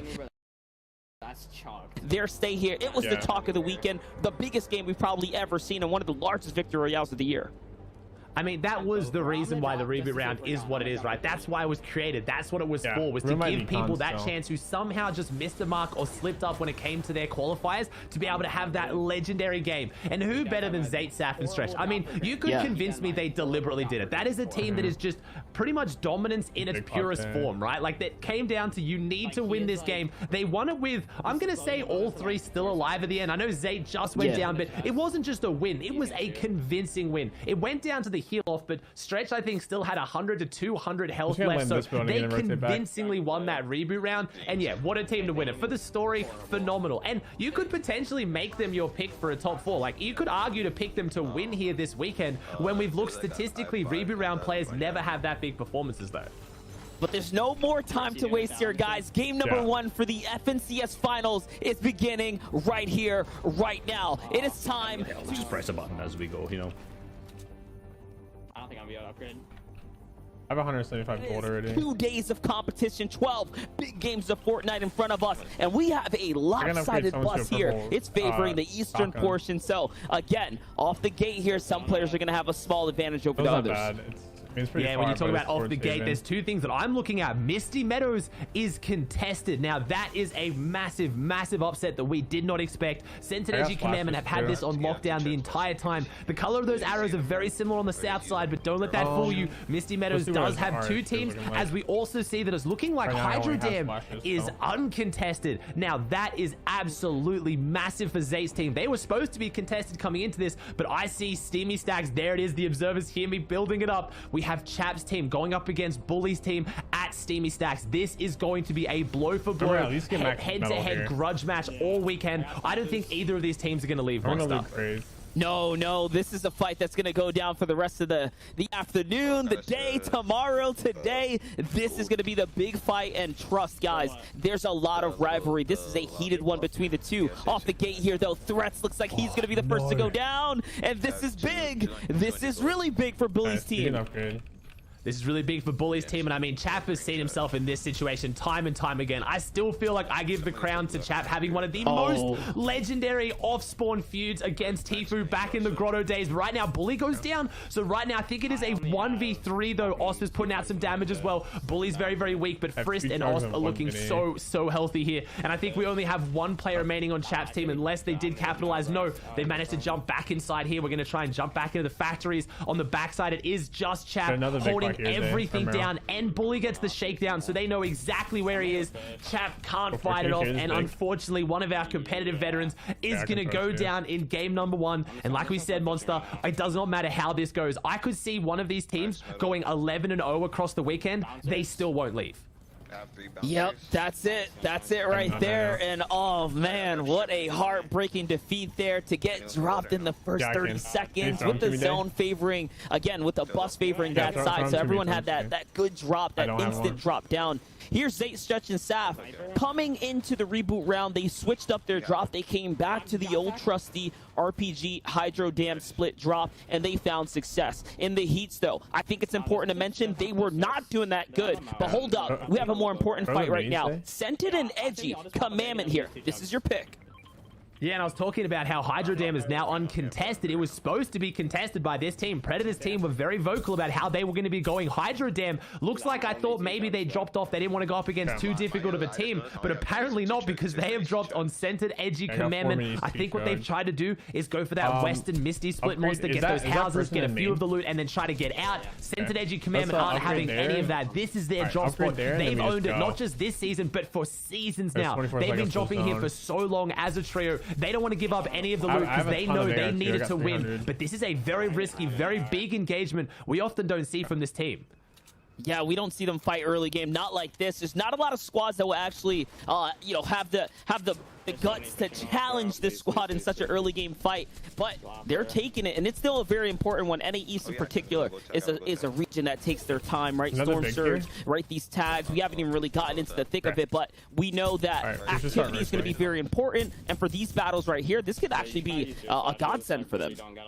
Yeah, at the same time, it's a 12-game format. We've talked about that, so making statements early is really important. In a 6-game format, you think you've got to play every game to your absolute maximum. You need maximum points. And in a 12-game format, that is true in a sense as well. But right now, we see the new signing of FaZe, Centered, NRG, Edgy, and Commandment. They're trying to make a statement against this team monster. They really want to say, hey, we've got 11 games ahead of us. If you drop here, we are not going to make it easy for you. They're really trying to condition this drop and make this team reconsider dropping here maybe for the rest of their game. So I like this strategy from them, but honestly, it is going to have a big impact on this first game, as their loot is looking nothing like we used to see.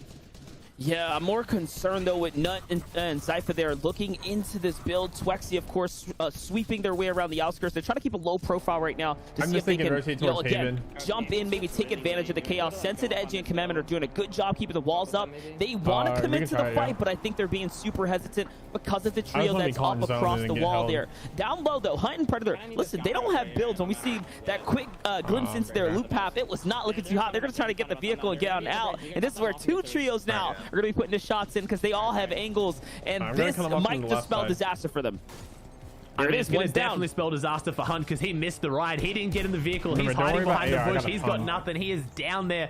Predator has to try and sacrifice Hunt there to get away as a duo. I mean, rough situation. Those are the kind of calls you never want to have to make as a team, but unfortunately, Hunt is on the backside of that, and I believe it's because they did take potentially the truck, which only does have 2 seats, so either it was a 2-seater vehicle or Hunt didn't have time to get in. Either way, though, stuck between Scented, Edgy, Commandment, Cypher, Nut, and Twexy is never really going to end fantastically. So we do see Edgy, Centered, Commandment make it out of their drop, but like I was just saying, the loot actually is surprisingly good. Never mind, they're not looking too bad. I hope they got some decent Storm Surge out of that, though, because they do have first zone, so they're not going to be able to try and find those teams on edge unless they want to rotate out of the center of their drop to go towards the edge of the map, which I just don't see happening. But man, what a crazy start already, Monster, to a 12-game format across the finals this weekend. We have Chap's team out, we have Centered teams contested, and we have Zate's team uncontested. They're the reboot round winners. That is not normally the team that is the scariest on the map, that no one wants to drop on, but again, they've got the absolute competitive pedigree. Yeah, definitely. We saw Scented right there do something really important. He took a little glimpse down to the Hydro Dam, so that information grab to see where Zate's team is rotating out. Again, all these little things matter. Scented is a very, very methodical player. He is one of the best if you want to learn high-level competitive action. Not just mechanically. It's not just that he can keep up with the pros, that he knows how to play the game on a strategy level. Here's XMB, Leo, and Ved, all of which I think are also broadcasting their perspective. So there's a lot of trios, there's a lot of new teams. I guess you could say jumping into the fold. You know, new kids on the block trying to show up and make big waves here. Ved, XMB, and Leo are definitely on the cusp, right? They're on those. They're one of those bubble squads they'd say on the pop off recent times.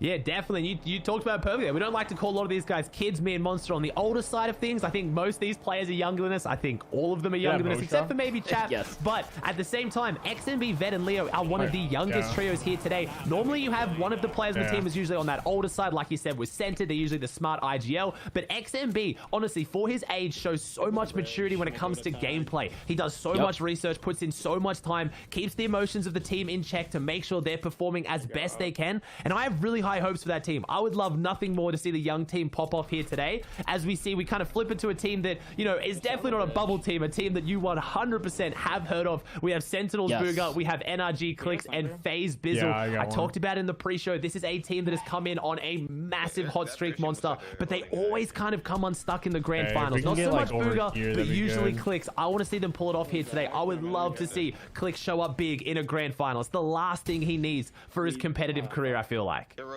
And for sure, like if you have to put a tag, a title on this team here, you call them the hashtag Dream Team. Like this is a superstar roster. It's a lineup of just incredible individuals, all of which individually have their own major feats, right? And we can obviously go through it. We can list off the number of different things that each of these guys have contributed to the Fortnite community. But most importantly, they're still at the top of their game. For Bizzle, it's a big situation. It's a big deal. I feel like this has been the resurgence of Bizzle back on the comp scene, right? Because he's done well. He has never not done well. It's just like he's been fizzling out. But for Bizzle in recent times, pairing up with Clicks and Booga here, I feel like they've really brought out the best in him. And now we're just seeing a superstar trio just play phenomenally well as well.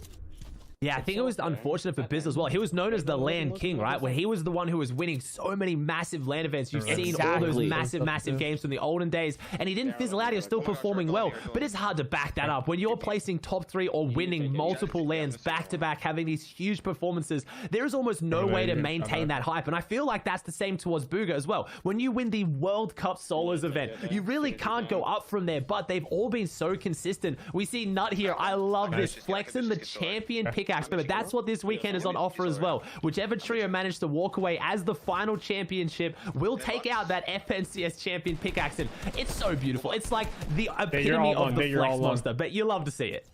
Yeah, definitely. Got to pull it out for the big stage. That's just one of the few things that's on the line here. Outside of course, the big prize money and, you know, how do I say, you know, the clout, all right? Let's be honest here. I mean, everyone wants to win the championship. Of course, and that's interesting. I didn't even think about that. We have 2 champions here because we have Reverse Day and Miro, our PC FNCS Trio Grand Finals champions last season, managing to win that up and pick up the pickaxe. But we also then have Twexy and Nut, so they performed incredibly well there, as you just saw the pickaxe there, because they came off the console track. So we've had players who've come off console. I don't know if we have anyone else here who's won FNCS in previous history as well, but I don't know if any other regions had that. One player who's won console FNCS coming back onto the PC track, and then we also have the PC champions here in the grand final as well. I don't know. We'll have to see if we can get that one, but that is an incredible feat to see, as we haven't even seen Reverse Day and Miro. I know they've switched it up to an uncontested Dirty Docs monster. I have very high hopes for them as well. And again, it shows the caliber of today's games. None of us even picked the ex-FNCS champions who were on a hot streak as well. Yeah, that's the thing. And even now, looking at the XSET trio, this was, again, a trio that in the last season we all kept our eyes out on. We wanted to see them do well, and they were doing exceptional, right? I think their low ground king title have been snatched up this season. But hold up. Talking about the ex-FNCS champions, here they are. Phenomenal low ground players. Phenomenal mid ground players. They take the battles, and they win the battles in endgame. And that's what separates this trio from many of the others. And this is what I like to see here as well. My biggest concern for this team coming out of Dirty Dogs was going to be their Storm Surge. It is a drop that notoriously is quite difficult for Surge because you're right on the edge of the map. And with snipes like that out of reverse, you can see why they are 413 above. So if they're making Dirty Dogs work with opposite map rotates and their Storm Surges in check, Monster, this is a fantastic sign for this team as they do have 1 elimination on the board for days. So interesting to see. I wonder where they managed to pick up that one, but that is a massive start for this team. Yeah, not only that, I mean, listen, you know, I follow all of our community on social media, you included, of course. You was just talking about you need someone who can hit those sniper shots. Oh, yeah. If you can land them, they're just so good, right? Having a reliable, trustable source on your team is just the clutch factor. It is, yeah. I was talking about it, definitely. I posted it on social media. I honestly think right now having a good sniper in your team is essential for getting top 3 in these FNCS finals. You talk about Dirty Docks and getting your Storm Surge out of Dirty Docks. Obviously, the team that's probably done the best really in any region popularizing that drop is Thomas HD's team going Dirty Docks on EU. And we know how proficient Thomas HD is with that sniper. And that is a good part of that team's success. It's how they get their Storm Surge and how they manage it. As Zate's got a different strategy in mind, using that RPG out of the Hydra Dam, phasing it through the wall onto Narwhal, Zlem, and Crunchy. Again, another very underrated younger team who performed phenomenally in their heat, and I want to see them do big things here today as well, but they're under serious pressure from the champs. Yeah, it's crazy because they were just under the Storm Surge, but that one little cheeky fire at the wall, sneak in the RPG play, allows them to get comfortable here, and now they're up above. Take a look at the quick stat here. The team today collectively have 187 FNCS Finals appearances. And just to put it into perspective, guys, this is in comparison, like think about it, EU's FNCS Finals had 167, so we're a fair margin above that as far as how many people have been consistently showing up again and again, round after round for these big stage tournaments. Yeah, and you talk about this team as well. Stretch he's kind of in that realm of his own where he has made every single FNCS finals ever. It came down to the reboot round for him to hold on to that legacy, and he managed to do it. We had players like Calculator who unfortunately up until now had that legacy as well, but fell just short in that reboot round. But we have Bizzle, Clicks, and Booga potentially falling short here in game number 1. They're 112 below. There is a lot of teams around them. They have a lot of shield to out-heal this one monster, but again, we talked about it, whether it's just grand final jitters, whether it's the nerves, but this team, something's come unstuck here right in game number 1 as Booga goes off the builds. He tries to build and he can't catch himself. This is a player who has shown up on literally the biggest stage in the world, the World Cup champion solo winner, and he's fallen short here. This is very scary to see if you're a fan of Clicks, Booga, or Bizzle, which I'm sure a lot of people are. Wait, but like this can still work out, maybe, sort of, because he gets more HP for the Storm Surge to tackle because he was down. So long as he doesn't get finished off, he might be able to come back, but I can't think that was the strategy. Of course it wasn't. It was definitely a blunder. It was a mistake here, and now these guys are going to fall, guys, to the Storm Surge. There's no way to get around it. They did not do enough damage. The preparation just wasn't quite there. The hottest team, the biggest team, the most consistent coming into this is down in game 1. Again, 12-game format. They've got 11 games to bring it back. You got to make sure, you got to keep the mental in check. Got to make sure you don't tilt now. Stay focused. Stay on top of it. Figure out what went wrong, because clearly, like we say all the time, Monster, if you're down on Surge, something went wrong. It was something with your preparation and your gameplay. Yes, it comes down to a few good AR tags, a few good snipes, but really, it's preparation. It's where you set up, it's where you hold players, and it's how you go for your fights. So, very unfortunate to see from that team, but I just saw this team as well. I'm not sure who it was, Frist, Bully, or Osp. I saw one of them actually get a knock onto G2's newest signing, Macwood, in the feed. Don't know if they did capitalize. They managed to finish that one off. They have 4 eliminations. So they've taken down Chap's whole team now, and they've taken down Macwood, one of the favorites here this weekend. So, man, things are off to a very hot start. Yeah, and Edgy just wipes up a full trio in the feed as well. You know, just casually sweeps up his Surge and everything that he needs. I saw Skittles in there lighting things up. D-Gen and Agers, keep an eye out on these guys. They always fly under the radar. They pop up big in those end games. They pop up big. They're the sleeper team that you don't really realize is winning the tournament behind the scenes, and then they just pop up, right? They just spring up. Same like Bully and Osp here. They've had those same exact occurrences in recent times, but I feel like now we've been keeping a closer eye on them, so we're not letting them, we're not letting them slip away, not unnoticed, at least not in this finals. Man, this panning match shot is looking so good right now. So we're going to see where all the teams are set up. I just saw Avery, Illist, and Creo, like the stalwarts on the mountain, just giant bases taking up a huge area of mass. We have Nut, Twexy, and Zypher making their rotate, and there it is, Jack, Acorn, and Slacks. One of the most consistent teams coming into it this weekend. And again, I'm the one always arguing they just don't get enough credit for how phenomenally they are performing right now. With Cash Cups being unregion locked, I know Acorn specifically, one day last week, he played the Trio Cash Cup in EU, came 6th, then played the NA East Cash Cup and came 1st, then played the NA West Cash Cup and played 6th. That is like 9 hours of competitive Fortnite in a row on 3 of the biggest regions and showed up on all of them. So they really aren't getting the credit they deserve, and I would love to see a big performance this weekend to really cement that team as one of the names on NA East that no one can dispute are the best. Yeah, definitely. They haven't missed a beat. Here's a look at Reverse 2K, Miro, day on Team Endless now, trying to make this push in. And it looks like they're hot on the heels of a trio. It's Zate, Saf, and Stretch that they're harassing on the rotate in, and they're probably looking to recycle their builds. That's kind of why teams put the pressure when they're on the heels of another trio. It's so that they can do the building for them. It's so that they can save material coming in. Looking at Reverse's build situation right now, 36 mats means that he does not have a lot to work with. They would be happy to be able to refarm this, but look, he notices there's a player inside the box. Uh-oh, it's looking really, really bad right now for the FNCS champs.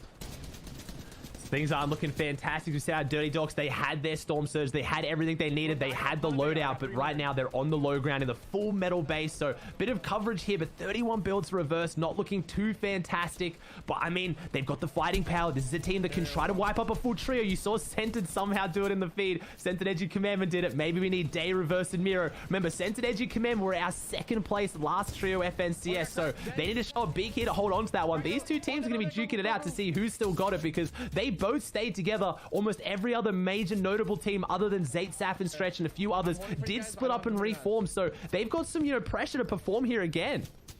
A lot of pressure to work with. Take a look at this rotate right now. A gutsy, a risky one to get in the middle. Trying to get away from the outer edge here just to get a little bit of distance between themselves. Zate, Stretch, and Saf already poising themselves up just a little bit here. Here comes the markers to come out. I have to assume half in, half out. Probably been popped here, and everyone knows where they're going to have to rotate now. It's Illis and Creo who have a little bit of the high ground to play with. Where is Avery? Are they a man down is the true question right now. And no, Avery is still in here, but 58 damage below. They are underneath the surge threshold. This is what I talked about. They were like stalwarts on the mound. They built these big bases. Look how far away Avery is. He's in the distance now. And you think with those big bases, with those big sidelines, they'd have the big damage, but they're only 45 above. They are kind of feathering this line right now as Illis is looking everywhere, trying to find these tags. I'm sure Avery is as well. Looks like Avery's getting a few tags off there as well, jumping a little bit above. Jamper goes down in the feed here. So right now, things aren't looking fantastic for Illis, Avery, and Creo. But if they can survive this Storm Surge, if they can get their damage, but they need to get it soon, Monster. They have to start rotating. They need to make their way in, but they're scared to do so until they get their damage up. Yeah, they were trying to get that perfect time, and it looks like it's going to work out. Creo's going to go out and get in first, and now Avery is on the move. 50 damage above those. Remember, it's not enough. That's not enough. He's going to have to continue to get active. There it is. It's going back and forth, and now the ticks are going to start coming in. But the shots are good, and now they get comfortable. They're going to pick up an elimination here, and it looks like it's going to be just enough to go on and get a refresher as well. Take a look at the loot. It's from Illis's impact elimination. That is definitely an impact when you're able to, again, effectively set your entire team up now for the end game. We could be looking at our potential Game 1 winners here in the final stage. Yeah, they're setting up on that lower mid ground. We obviously had the analysts break it down at the start. We have a few big names that are looking to go down into what you call the Crips, Monster, where you really do pick up those frags, you go big or you go home. Illust is one of those teams as we then get a beautiful pan around to our kings of the high ground. Zate, Saf, and Stretch are set up. We're going to have 4 seconds until we see that zone show. Do they get first rotating zone? Because that would be monumental for this team, and unfortunately, they do not, but that doesn't spell too much disaster. They're marking the direction it goes. They're figuring out what's happening. They've got the bounces, and there they are. They're going to bounce onto front side. They're going to be proactive. This team does this a lot. You see Stretch and Saf go to the front side. They start building up in hard match to reestablish that high ground. Zate's going to hang back. He's going to get those big tags, the big damage. He's got that RPG in hand. Now that metal is starting to full build, he's going to bounce to the front side, and they have high ground again. This is going to be insane, Monster. We've seen this team show up, I think, in 2 weeks in a row, potentially 3. They got the game opening victory royale last FNCS. I would be so unsurprised to see them do it here again today. And it's not just that. It's like they do it tournament after tournament. I think they have a track record of taking home the Game 1 victory royale. It's almost like everyone else is nervous for the big stage, but they're here. They take advantage of everyone else's passiveness, and they literally become champs. And there it is. He's going to find some great tags that might lead to a free elim right there. We'll find out here shortly, and yes, it is. Stretch is going to go on and clean things up. This is a perfect situation. Not a lot of material picked up, but it is more than what they had before. Look at it. They're struggling right now, mat-wise, so the harpoon is going to be more important now more than ever. Yeah, they're going to have to find a refresh. If they can find those rockets as well that you talked about just before, you broke it down, the impact elimination, that's what we need to see this team have. They need to find the material, they need to find the rockets, they need to find what they need to make it to the end game, because they're dealing with teams like this. Centered edgy commandment who don't have that dominant high ground position, but they're down here in the mid ground. They've already got 3 eliminations on the board for Edgy, proving that he is the fragger of this trio, despite how fantastic all of them are at fighting. They're now on front side, and this is where they set up the low ground. What a beautiful bounce pad monster. They get to front side, they claim all these builds, they build these massive open tarps, shotguns come out, and now they're going to stick hip to hip. You will not see this team go more than 1 or 2 boxes away from each other, and if anyone tries to push into this low ground, they're going to be ready for them. Chimp is still alive too. Teo's still alive. Tabne's still alive. That's a full trio on the low ground. A dark horse to take this away. These kids pop off in these end games. Bully, Frisk, and Off. Full trio still up. On high ground though, we have a back and forth. Tahi, Gabe, and Sprite. They have done it again. These guys are kings at snatching them high, and it's always in zone number 7. How do they do it? They have a formula for success, and we have now seen Stretch, Zayt, and Saf have to give it up. They don't have materials. They have now thrown away their high ground hold. As look at this. This is such a clutch situation now. They're going to have to struggle and fight their way back into this one. Gabe, Tahi, and Sprite took it late. We saw this happen a lot during the qualifiers, Monster. We saw this happen to Zayt's team particularly. It was at the hands of your team, DGen, Aegis, Skittles, but today it's Gabe, Tahi, Sprite. You talked about teams coming out here nervous. Gabe, Tahi, Sprite are a team that are not on too many people's radars, but they should be. Game 1, when everyone's feeling nervous, everyone's trying to feel out the water, they show up big. They take high ground from the high ground kings to push out this victory out. And Centered's on the low ground. The big tag comes out. Osp goes down. Centered has fallen, but Edgy and Commandment are still up. They can get these finishes. They can get this move. No. The shakedown, no. Edgy gets the shakedown, but it's okay. They've cleared out the low ground, but he falls straight into the hole. Edgy, how are you still alive? It doesn't last much longer.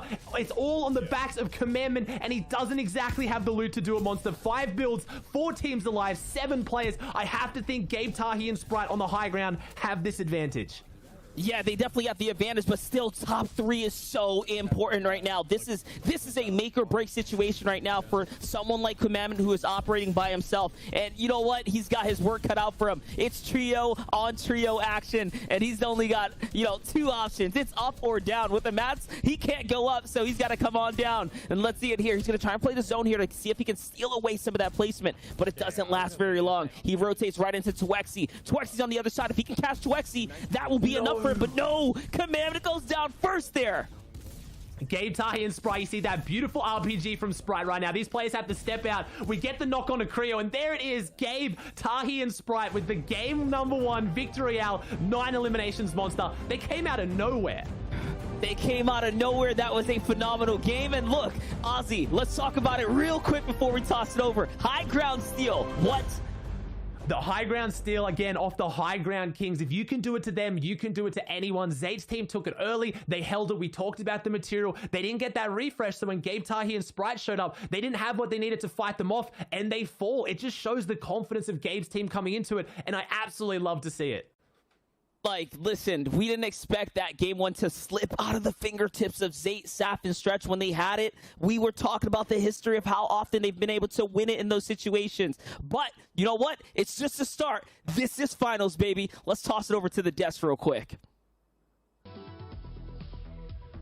Yeah, huge shout out to Aussie and MDF there, bringing so much hype to that endgame. That was incredible. I mean, we saw it. Zayt, Saf, and Stretch there. High ground, we all thought it was going to happen, but suddenly it flipped. Sprite and Co took it in the end. Great start to NAE. Absolutely great start, and it's kind of similar we've seen a lot of times of Gabe, Tahi, and Sprite. In their earlier qualifier weeks, they were really struggling. They were just trying to go for high ground a lot, and it really wasn't working out for them. There was one game in particular where they took high ground for the entire moving zones around Sweaty Sands area. They ended up 4th with 2 eliminations, and just really didn't capitalize on the amount of points out of it at all. In the semifinals, they completely fixed that, and they were really, really good. And now, coming out game 1, so strong. Yeah, good for them to managing, taking the high ground from Zayt, Saf, and Stretch. We are a little surprised though, because Zayt, Saf, and Stretch did actually have that landing spot, contentions here today. And one of them that we can talk about here is that Misty Meadows. Now, Edgy, Scented, and Commandment have been landing Misty Meadows for a very long time. Duos, trios, you name it, they've been here. And they are actually being contested today by Predator, Hunt, and Equit. And I'm going to be honest with you, Reese, I don't see this going over well for Predator and Trio. No, they rotated out. They tried to get away from Commandment City Edgy, and unfortunately ended up getting third party from Nuts team as well. So we've seen again another spot that we were looking at, which didn't end up going too well for them, was Clicks, Booga, and Bizzle coming out of Sweaty Sands. You know, this is their home drop spot. Qualifier 1 they placed first. In their heat they placed first as well. But in this first game, ended up really struggling with Storm Surge a little bit. Yeah, and our previous FNCS trio champions, the ones that have the axe, Reverse, Miro, and Day, they're landing Dirty Dogs. They are uncontested here. And let me tell you, these guys have kind of flown under your radar, but we've talked a lot about the higher ground contention, the lower ground contention. Something that we haven't talked about is that middle ground. They love to play that middle ground and find those eliminations in those middle ground tarps. And I think if they don't get a lot of contested there, they'll have a really good chance at winning. Yeah, and a team that most of the teams we talked about, really, and we thought would have this interesting draw spot, didn't end up performing too well in that first game. Slacks, Jax, and Acorn ended up going down in 10th with 0 eliminations. So, you know what? All the teams we mentioned there, we were thinking these guys are going to be the top teams coming out. And overall, of course, the course of the day, and tomorrow as well, definitely may be. However, right now, interesting, a little bit of a shake-up. Those top teams not performing as good. I love the music track there. I was having a great time. It was very 80s. I like putting some spandex on, having a bit of a boogie. Very naughty little number. I loved it. Big shout out to the team. Let's take a closer look at the way things currently stand here, because, as we said, points, everything's to play for here, and we'll have a look at the table now and see exactly how things are. Looking at that top leaderboard, no surprise. Gabe, Tahi, and Sprite picking up that big victory royale. 30 points for the victory royale. 9 eliminations, which is really, really good for them in particular, getting those 48 points in one game.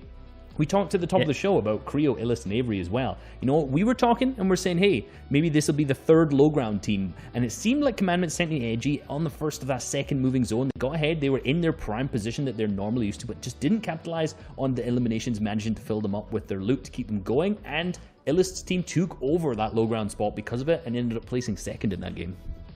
Yeah, congrats to Sentence team though for being contested last one and still managing to grab a 4th place on the leaderboard there. So good on them. And then another team that was actually contested was Bully, Osp, and Frisk there. And we were talking about the Storm Surge a little bit, and these contentions, they might actually be helping these trios through these early games because they get that Storm Surge early on in the game and they can make these rotates that aren't necessarily based around getting these long range tags for those Storm Surge. Yeah, and 11th place right now, Zaitsaf and Stretch. These guys looked so good coming into that moving zones. They were on high ground when we had that panning wide camera. Oh, who's surprised is on height, Zaitsaf and Stretch. But unfortunately, they seem to have committed a little bit too much to that high ground because they didn't have anything left. They didn't have ammo so they could get a refresh. They didn't have materials so they could fight for height. So it was a relatively easy height take for Gabe, Tahi, and Sprite to take it off of them. And you know what? They have the most first game wins across this FNCS than any team in any region, and it looked like they were going to continue that today, but unfortunately just didn't manage to pick up that victory royale and went down a little bit too early. Yeah, and it's promising though because they did find themselves on that high ground in that half zone, but they were in a little bit of a weird position before that, so they had to spend some mats and everything to go ahead and get up to that high ground spot where they actually at. Like you said, they actually spend a lot of their resources to get there, but I'm sure if they fix up their little mistakes like that, they can come out and have a huge impact on the way high ground plays out today. Yeah, I mean, there's still so much time to play as well. I mean, we're only one game in, there's still 11 left. I mean, we're going to see changes. I mean, it may not have worked out for Zaitsaf and Stretch that time around, but give it time. Give it time. I can see it happening. We're going into Game 2 very shortly. What are you hoping to... Well, I think we're going to jump straight to the casters, actually, if they're ready to rock and roll. Aussie, MTF. Boys, I'm excited. I know you are too. Give us a oomph. Let's jump in. Open up these doors and get right into game number 2. Don't worry, Adam Savage. We'll leave some space on the battle bus here. Hop on in with us. We'll take you for this ride right here. It's Monster and Oz. We're calling the action here for finals, man. We saw an explosive game number 1. Way to kick things off today.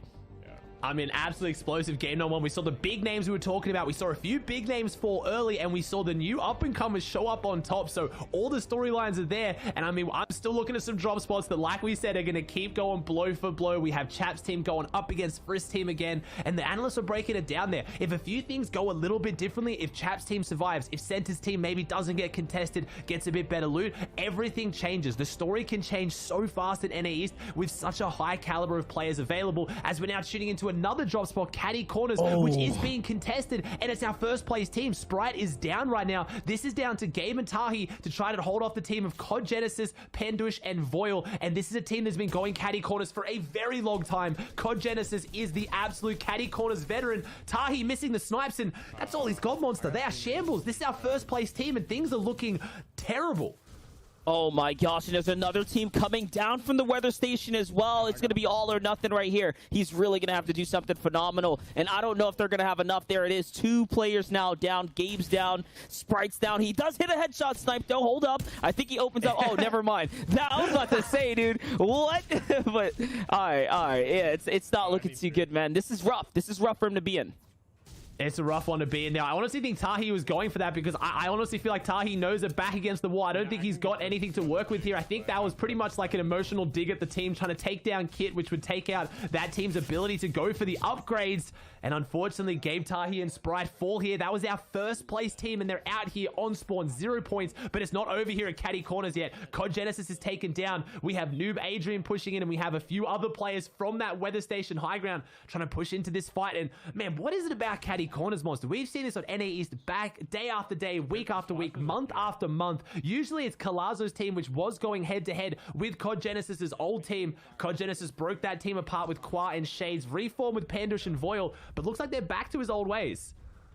Yeah, man, listen, that's the thing, though, you know? These guys are going to fight it out. We already talked about how they want to take battles, and sometimes once they pick and choose those fights, there's just no ending until it's all over. Same way, like this draw right here, right, between Frisk, Bully, and Osp. This time around, though, it looks like both sides are respecting the distance. Look at this. Chaps Trio playing the main, playing the heart of Steamy Stacks, where Bully, Osp, and Frisk playing the backside. I like that they're taking their time now. I think Chaps got a little taste of what can go down here, and having a rough game 1. Way to check their game 2, and you know what? Maybe split the drop and then move on. I don't think there's any chance these teams split the drop and move on, Monster. I love it. I love the optimism. I would hope for that as well because I want to see both these teams do well, but this is a grudge match, and Chap really finds himself in these grudge matches a lot. Like I said, going way back to the Grotto days against Tfue, Chap has been in some of these most legendary spawn fights. Actually, never mind. They took their loot, and maybe they're trying to get away. Okay, Chap, I don't want to say in his older age. Like I said, I think he's the oldest pro here competing today. Maybe the maturity stepping in. Maybe he doesn't want to have that emotional storm fight, but he's pinned between another team now. I mean, think about even Defend the Farm, right, Monster? Every notable NAE spawn fight that people remember for seasons, and Chap's always at the heart of it. Yeah, but listen, you're talking about the team that was wiped out first, like seconds after they touched down. There's no way. It doesn't matter how much pride, how much, you know, heart you have at the drop. I think playing smarter means more for Chap right now. And you know what? He's got a lot to prove, right? Being as, like, again, back out there, I'd say, in the world of comp and really just trying to find his footing here. Possibly find a home to really ride with. Chap's got to put up these big performances, man, to stay relevant in this space, in my opinion. Yeah, he is one of the most consistent performers in Grand Finals. He picks up new teams, new underrated players, and then puts them on the biggest stage and really does show them the ropes. And Dukes, Threats, and Chap are one of the most improved teams that I've seen this season. At the start, things weren't looking too fantastic. It was a new team. Chap was trying to lead Threats and Dukes. They were kind of newer to this high level of competitive play. They've been around before, don't get me wrong, but Dukes being most notable as a creative warrior, having insane mechanics. Chap was trying to lead that, but I feel like Chap really hit the books. This team has been grinding. They've been VOD reviewing. Chap's been hitting creative on himself, working on those mechanics. So I really want to see them put it all together and show it off here today, but the loot disadvantage right now is massively against the Monster. I'm looking at Bully with lots of spare shield, shotgun, AR, SMG. I'm pretty sure when we tuned in with Chap, he didn't even have a shotgun and he had no extra shield.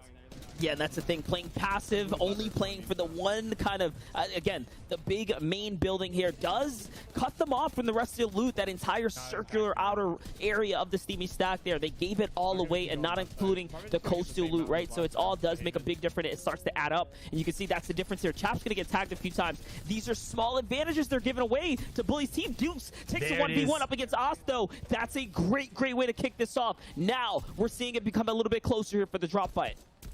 And they need this right now. They need Dukes to go big or go home because look at this loot disadvantage. Now we get to see that Frisk is also carrying. He's got the pistol, the shotgun. He's got massive shields. Dukes goes down. That's the firepower they needed. It's on Chap and Threats here, and things are not looking good. I have to imagine unless they can do something massive, this is going to go 2-0 to Frisk's team. But things aren't over yet. It looks like they've got this big base. They've run out of mats entirely on threats, though. The gray tactical shotgun, when that's all you have to fight back with, it's going to go very difficult here. Bully goes around the corner. Big shot onto Bully, though. They're not going down without a fight. Honestly, I'm so impressed with how hard Chap is fighting this one, but they're backed into a corner. I think that's 2 players down now. I think it might just be Chap that's still standing. It is. He's disengaged. He's going to try and hit the hills, but we know they're going for the shakedown. They know he's on top of the house, and it's going to be one of the most monumental performances in history for him to win this monster.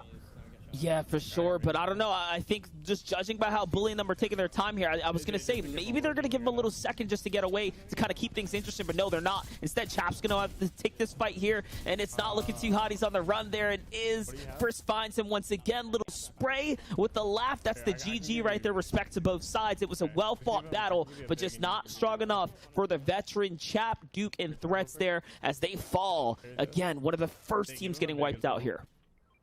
So unfortunate here. We have Tabney, Chimp, and Teo, though. 3 new players, 3 up-and-comers. You talked about, Monster. You called them out in the qualifying weeks. In the heat, they are the grinders of the scene. They really have been putting in the work, been putting in the hours into all the practice, the solo spotlights, everything they can get their hands on to try and improve as players. And I'm hoping it shows here today with 30 points on the board, game 1. That's a fantastic start from this team. They're in a great spot now for Storm Surge. You love to see it because when those new up-and-comers put in the hours, they put in the practice, quite often the grand final, the big stage, that's where the pressure hits, and that's where things usually crumble. I don't know if they've played in the grand finals in the past, but with the finals on the line here today, I mean, they're looking fantastic. Listen, and again, if you follow these kids on social media, you'll see, you know, he was talking about, they were very openly admitting to the fact, hey, listen, we're nervous coming into this. This is a big deal. It's a big situation for them. Not everyone's got that that ice blood, you know, veins of cold and steel, right? Like, everyone's in a different place mentally. Everyone has a lot different things riding on the line, and for them, this is their first taste of major competitive action. Big stage action, big pressure, right? And for other trios like Commandment, Edgy, and Scented that have been here before, they've seen this, right? They've tasted that first place multiple times. It's a lot different. It's a lot different here, and I mean, at the same time as well, we talk about the pressure, right? What it can mean for these different players. The money on the line, Monster. The first time we've seen FNCS where all the prize money goes into the finals. Nothing for the heats, nothing for the qualifiers. It is all about today and tomorrow. 12 games to change your life. We have the lion's share of over $500,000 on the line. $500,000, Monster. That is truly life-changing money, so you know the pressure's got to be there, and some players handle it differently. Yeah, definitely. You know, listen, we all say, like, the true competitors are the ones that you play to be the best, but the sweet cash doesn't hurt either, right? It just doesn't. But here it is, Jack, Acorn, and Slacks ready to raise the sea levels, raise the tide here. They're gonna have to do more. 10 points is good. It's an okay way to kick things off. That's the equivalent of 5 eliminations in this format, but 5 eliminations is not going to cut it. You need the big placements. They need to continue to make those end games. We saw what happened when you take first, second, and third. That's where the big points are. That's where the story has been. That's what we've been pumping this entire time. And I mean, look at this stat here as well. Acorn had 32 eliminations on his own in heats, most of any NA East player. We talked about how they set a global point record in their heat, and obviously a big part of that being Acorn's ability to pick up big eliminations. I would actually argue that Acorn, phenomenal fighter, but Jack is the player in this team that I think is one of the most underrated fighters in NA. But just with that kind of a pedigree, with Acorn's stats there, you can't argue that he is up there as well. This team is phenomenal, and they get zoned both times inside Slurpee, and they have Avery, Slacks, and Illas pushing in on them. Not entirely sure what this team is doing here with this fight, but they get the capitalization. There it is, 2 eliminations on the Jack as I'm hyping him up as the big firepower in this team, and now they're looking fantastic in game number 2. Yeah, that's a way to kick it off right there. Again, 2 elims, right? You get to sit on all that loot. You get to get the Storm Surge, and judging by the builds on the brick base here, up top, it seems like Zone might be favoring them one more time. We saw them have Zone a few times there in the heat. Guys, we were covering the some end of the of actions leading Fortnite into Season this whole 5 thing, is they finally... were looking like they were playing it well, textbook style. Right on the other side, though, now, we're looking at Zayt, Saf, and Stretch. The fact that they're also basing up this early means this is, again, another southern zone. So a lot of favoritism here. The zone's kind of playing to their area. Actually, it's going to cut a little more north than what I thought it was going to be, but either which way, this is a good spot to be in. and it's showing the fact they've put in the hours, they've put in the time, because Zaysap and Stretch are in the exact same spot on the exact same hill, really setting up for these big surge tags. They have a game plan. When you talk about how Storm Surge is all about having a game plan and playing it to perfection, that's what this team does. But they're 105 below, never mind, a 98 above now as well. So we see that Edgy gets knocked in the feed as well. Only 3 teams have gone down. So when this surge goes active, 17 players at this point are going to have to go down to get below that 70 threshold. And that's where all the action is going to happen right now. So 68 above, though, that's not going to hold. They need at least a few more assault rifle or a big snipe tag to close this one out. Last game we saw was the back of an RPG phasing through the builds just like that, as now we have Centered, Commandment, and Edgy, but Edgy's been taken out, fighting Zypher and Twexy as Nut has gone down. The big 2v2, and this is huge between 2 titans of the scene right now. And I guess this is that fight over near the Misty Meadows Mountains. We have Zypher's team pushing down from the mountains, Centered's team starting inside Misty, but they get wiped out. My pick to win it here, Reese's pick to win it. They had a good game 1, but they're sitting out game 2 halfway through. 0 placements on the board, and I think maybe 1 elimination, if that. Yeah, I'm trying to figure out how this all unfolded here. Zypher, Twexy, and Nut, we saw them playing that mountain before. They had big eyes onto Scented and company as they're rotating out of Misty, taking that fight up against Predator and his trio in game 1. And now you see how they just adjusted the strat a little bit more. And before that, they respected them. They were looking at one another from across those mountains, and they didn't even commit. This time, though, they take advantage of a different strat, and they actually commit to the battle. The difference, the results, not one that we expected. Here we have Day, Miro, and Reverse going head-to-head now of Lazar, Kaz, and Riversun. That's a team we haven't really talked about too much. Riversun's team's been, very up and down in the qualifying weeks. They've been contesting Creo's team at Lazy Lakes. Things haven't really gone their way on the spawn fight. They made the smart decision to leave that. They're now dropping uncontested Hunter's Haven. So I want to see what that team can do, because I think they're ones to upset. I don't know whether they can pull out the Victory Royale. I hope to see them prove me wrong, but I think a top 5 finish there is very, very high potential if they know how to make Hunter's Haven play. But they're going up against the wrong team to try and get their Storm Surge on right now. And Daymir and Reverse, only 15 above. They need it just as badly as well. So maybe they're on the receiving end of Daymir and Reverse's aggression, because they want their Storm Surge. And we know this team knows how to fight. Day and Miro are by far 2 of the scariest fighters at NA. If they take these fights, they win them 9 times out of 10. Pay close attention. You're looking at 2 really exceptional teams going toe-to-toe right now. Kaz, underrated. Definitely underrated, but listen, paired up against Reverse 2K, Day, and Miro, once Miro gets going, he doesn't stop. He's a full kind of all-in or nothing type player, so pay attention. You're probably going to see him dive in soon. And it's actually Reverse who's taking a full-on box fight as Day's looking for the side angle, and now they're setting up. It's that classic pinch right here. Reverse doing a good job, good movement. It is just a tit for tat, right? They're going back and forth, but look at the HP difference. Riverson, Kaz, and Lazar is actually on the losing end right now. Watching high-level competitive Fortnite battles like this, it's a thing of beauty. The angles, the edited cone, the half-edited wall, the way they edit everything is so deliberate to give those angles and give them that protection as well. And you talk about underrated for Kaz. People forget, I was talking about Stretch's competitive pedigree, having played in every single FNCS finals in the past. Kaz has as well. People really seem to forget that he is a big name in NA East. He's just always that sleeper player who shows up, performs really consistently, but hasn't had a huge performance in a while. And I'd love to see that from them, as Clicks, Bizzle, and Booger are putting down the pressure onto Dusky's team here, who looked like they were below the Storm Surge, as Bizzle, Booger, and Gus are 1,000 above. Game 1, they're like, hey, we went down to Storm Surge, let's fix that. How about we be 1,000 above instead? It's way better. Yeah, I'm going to need these guys to take a nice deep breath and slow their roll a little bit here, because, hey, we get it. Change the strategy, get ready for game 2, right? Fix your mistakes. That's what champions do. But they are way over the limit now, and oh no. As I start talking about slowing down there, Biz will get sniped on the rotate. Not much you can do about that, but again, it is going to just set them back a little bit, especially considering they were taking a storm fight. Here's a look at Train H Saf. Zay on the other side here, where Tabne, Teo, and Chip are based up just underneath them. They've gotten closer now to Zay and company, who's up above. And yep, I see you reacting. That's the feed, right? That's the feed. Look down over here. Shoot his wall.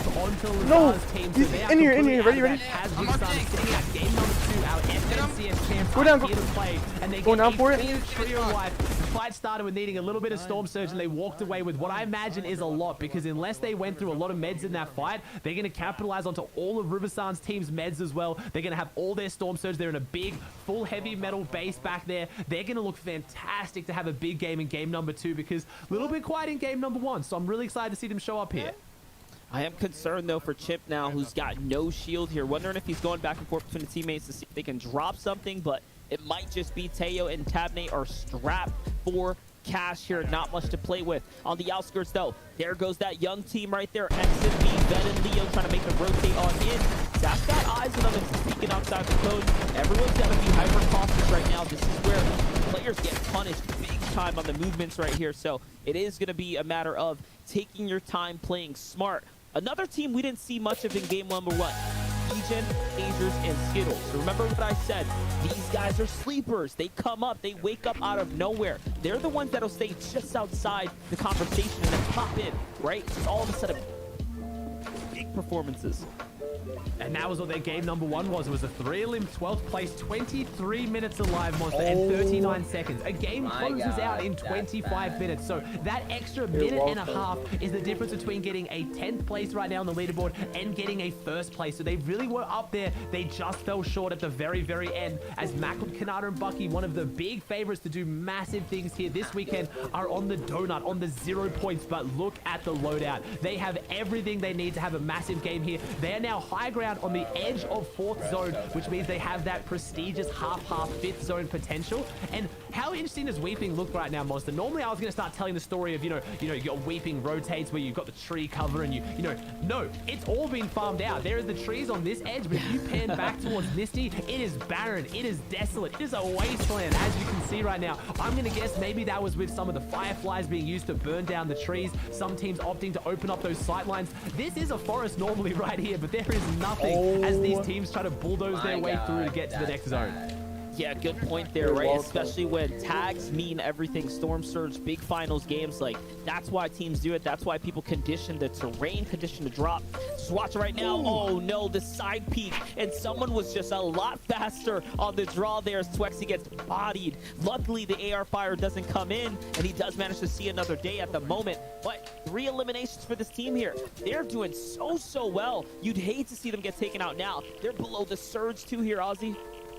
And that's it. That's the aggressiveness of 3 eliminations for Twex. He's been taking those peaks. They're 200 below. Let that sink in for you guys at home. Remember, Storm Surge is a threshold of who's done the least amount of damage in the lobby. They are 200 below with 3 eliminations on the board. That is the caliber of players you are looking at here on the NA East standings right now for finals, because, man, they're showing up huge as we have another team, Tabney, Teo, and Chimp, on only 62 below as well, so they need their damage. You talked about it. Chimp is not looking great. Storm Surge is ticking. They don't even have the meds. They need this damage or they are going to go down. And I have to think our underrated grinders, Monster, they're going to be sitting out game number 2 just short of the placements as we have 20 teams alive, and I don't think they're going to make it much longer.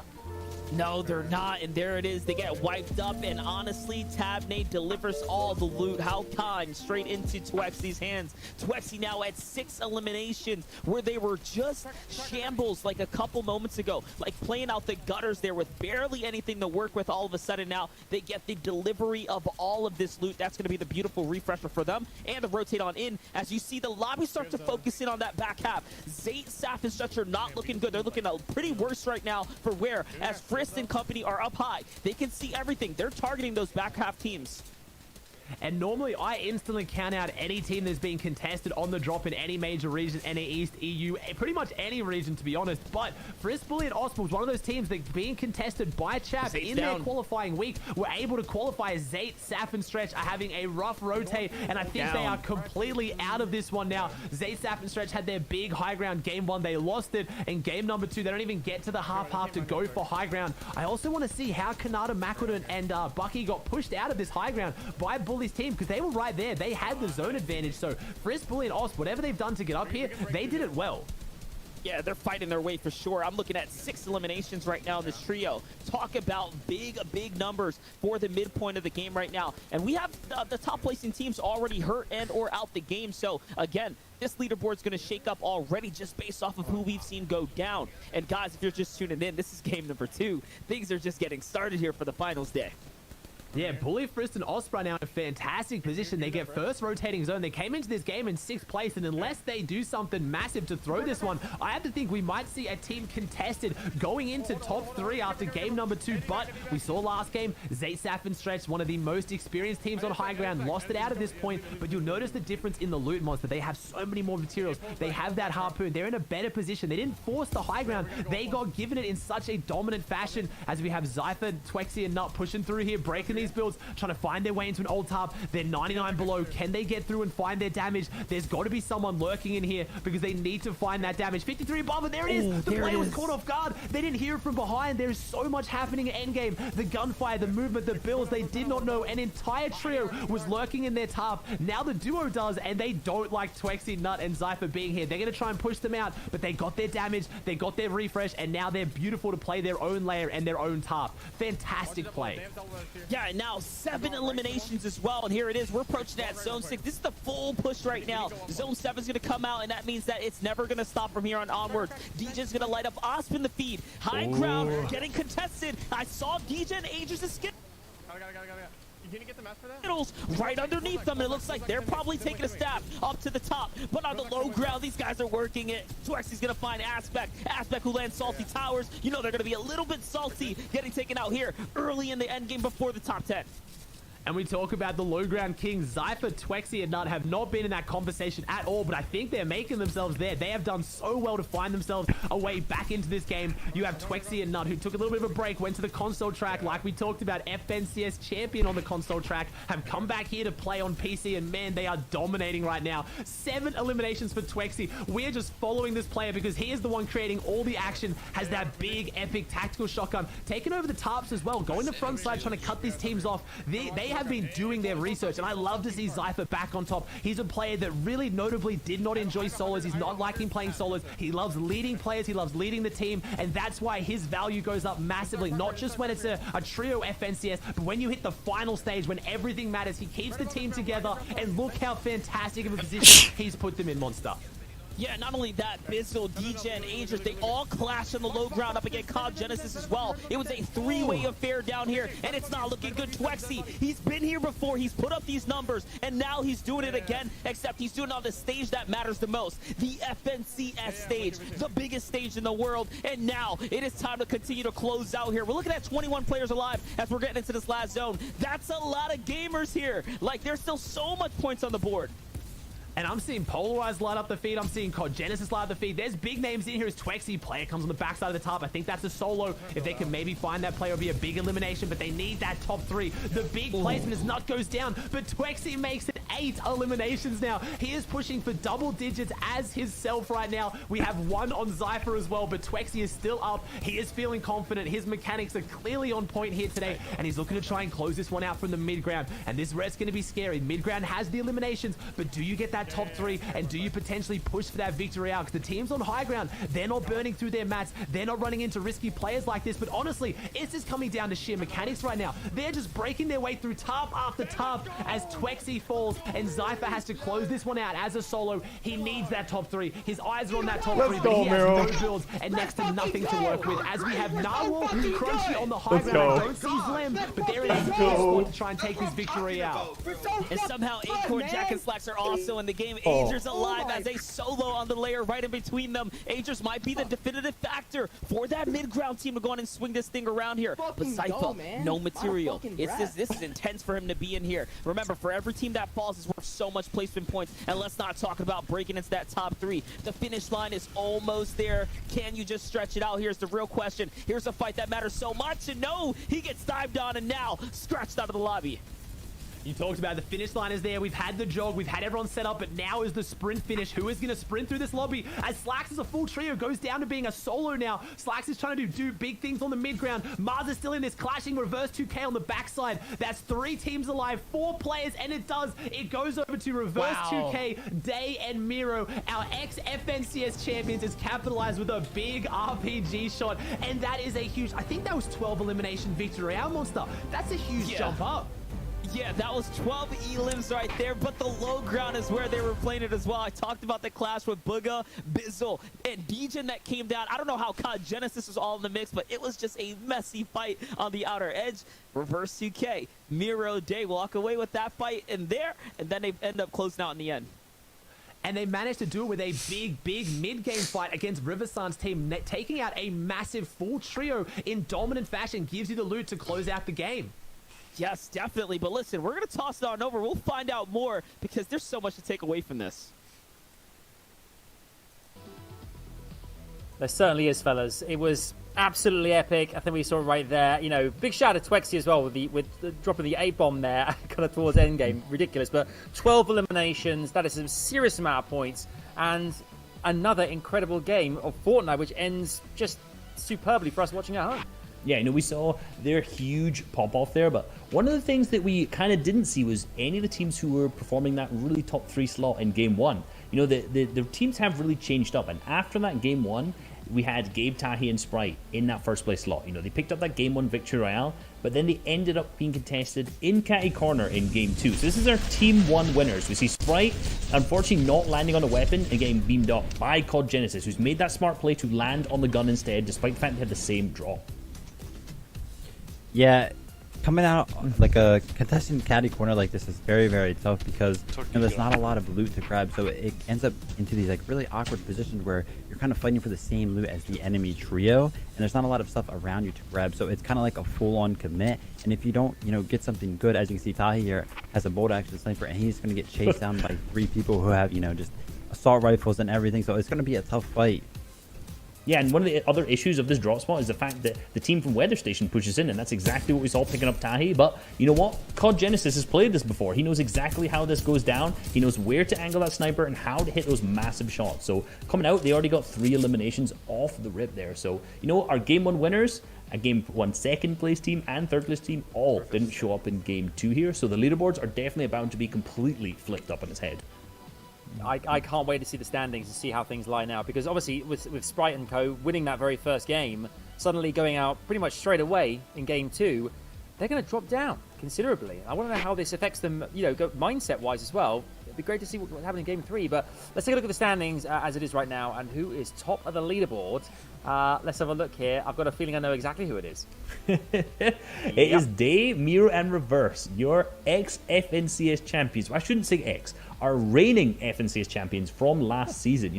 There's a lot of weight on these guys' shoulders. We knew that there was a lot of pressure going into EUs with Tayson. He's won over and over, and he said to Levin, and Levin repeated to us that he's feeling the pressure, and I'm sure Day, Miro, and Reverse are feeling the exact same thing. There's a lot of pressure to perform 2 in a row, and particularly when this team has stuck together as well throughout the entire time. Unlike a lot of other trios have changed up, that expectation is going to be even worse.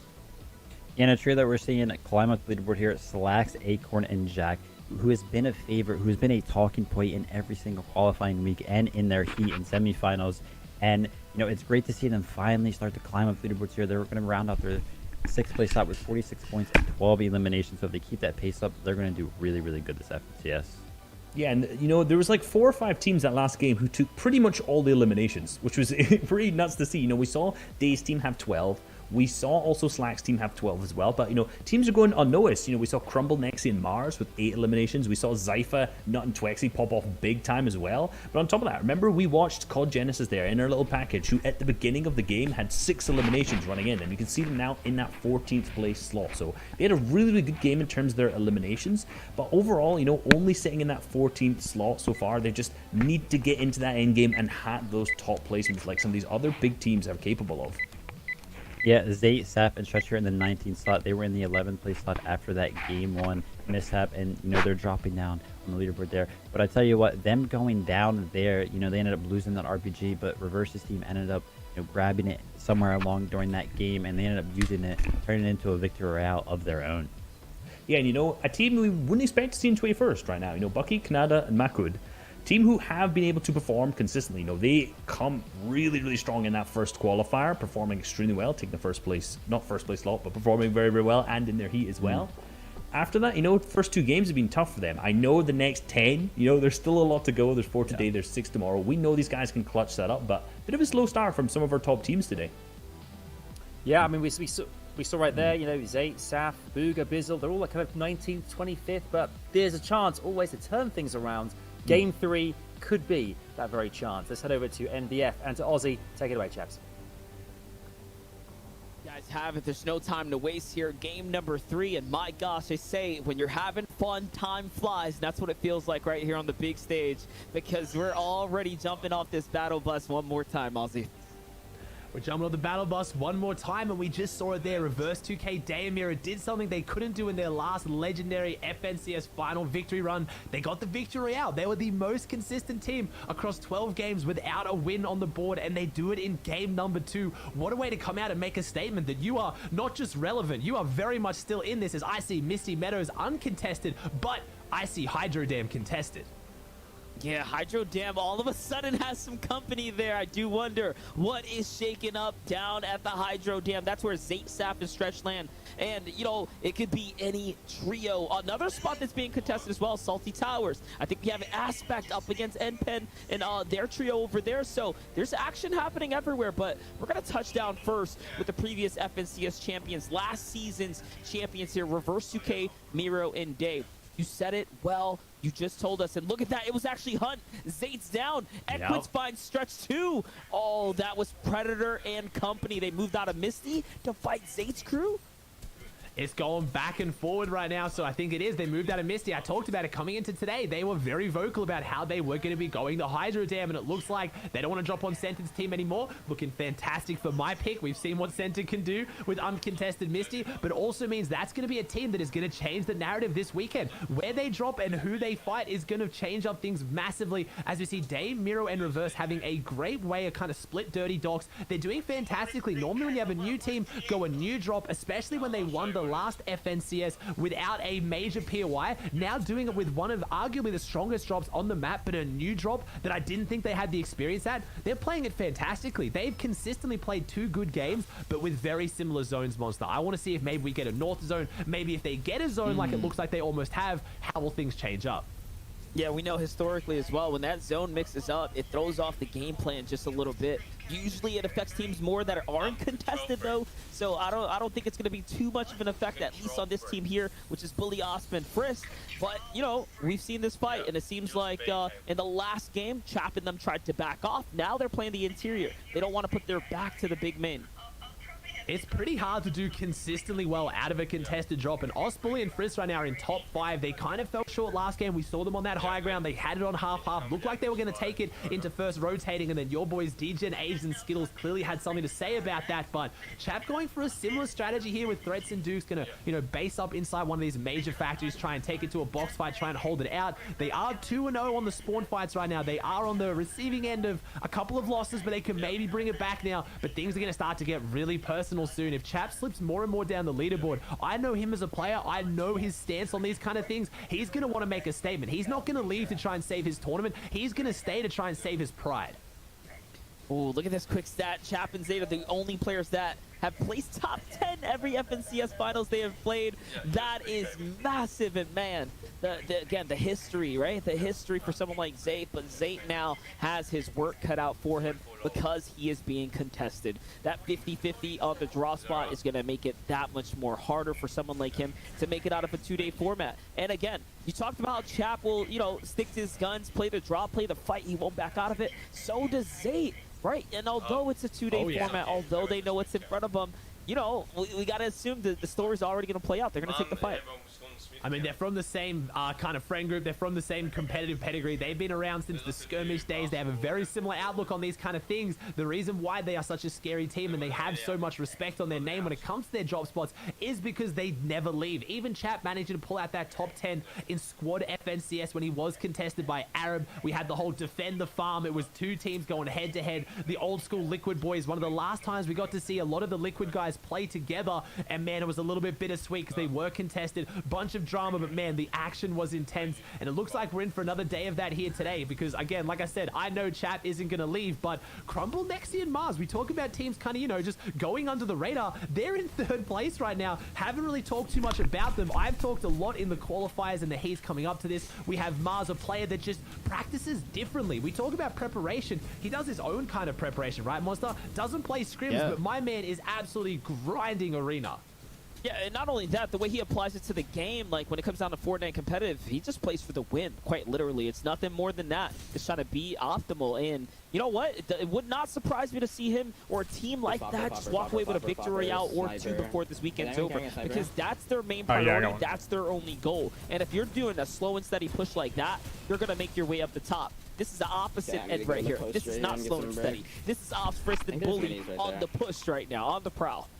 I talked about it last game when we saw Reverse 2K go up against Riversan. It's so fun to watch these big fights break out when they have the piece control, they have the edits, they have the angles. They're trying to find that room to get shots in, to get them inside the box, to get big damage, but they don't want the returning fire. And the bigger the team game mode, trios and squads especially, you got to be careful. You got 3 people you have to keep eyes on as well as your 2 teammates. It's a lot to factor into this, especially with sniper rifles. In the meta, all it takes is 1 peek too many. You go a step too wide and Chap can get the big shot through, and that can turn the entire tide of this fight as they have zone and they're dragging this one out. This is definitely turning into a grudge match. Yeah, and you know, we saw Twexy in the last game get punished by a big sniper shot just from stepping out, trying to return one of his own, and how quickly things can go downhill from there. Not many teams recover from a big shot like that, you know, coming into the mid game or the early game, but again, that's the devastating nature and power of a sniper shot. Let's see here, though. This is, again, just high-level Fortnite right now. They're going to continue to go back and forth until one side makes a mistake or another gets antsy and hops on in and does what we'd call a risky play, right? Just take the fight, take the all-in. First on the other side, looking for some side angles. I think they have to. I'm looking there at Osp. He has no AR ammo. He's down to, I think, 18 mini bullets in the SMG. I think they have to get into this one. They're going to have to open this fight up very, very quickly, as Dukes right now has the massive ammo advantage. I don't exactly know how this one went down. I don't know if there was a llama we didn't spot or something, but either way, Dukes, Chap, and Threats have the ammo advantage. They don't have the med advantage, but they're holding them off well right now, and this is dragging out for a long time. You got to remember, the longer this drags out, the worse it is for both teams. They're not even getting big Storm Surge tags on each other right now. They're not getting their loot. They're not getting set up in zone. This is really an emotional battle to see who can win this fight, not who can win this game, as potentially we do see Bully's team disengage with what they have. They have more on the line right now. They're in a top 5 position. They have a chance to run for that top of the leaderboard. They want to disengage and try to play this game out. But like I said, Chat, maybe feeling a bit emotional. He's down on the leaderboard. I think they're more inclined to just take this fight. Yeah, we'll see, though. They do also hit that other steamy stack, and yeah, look, they're coming right on in. It's just parked up on top of them.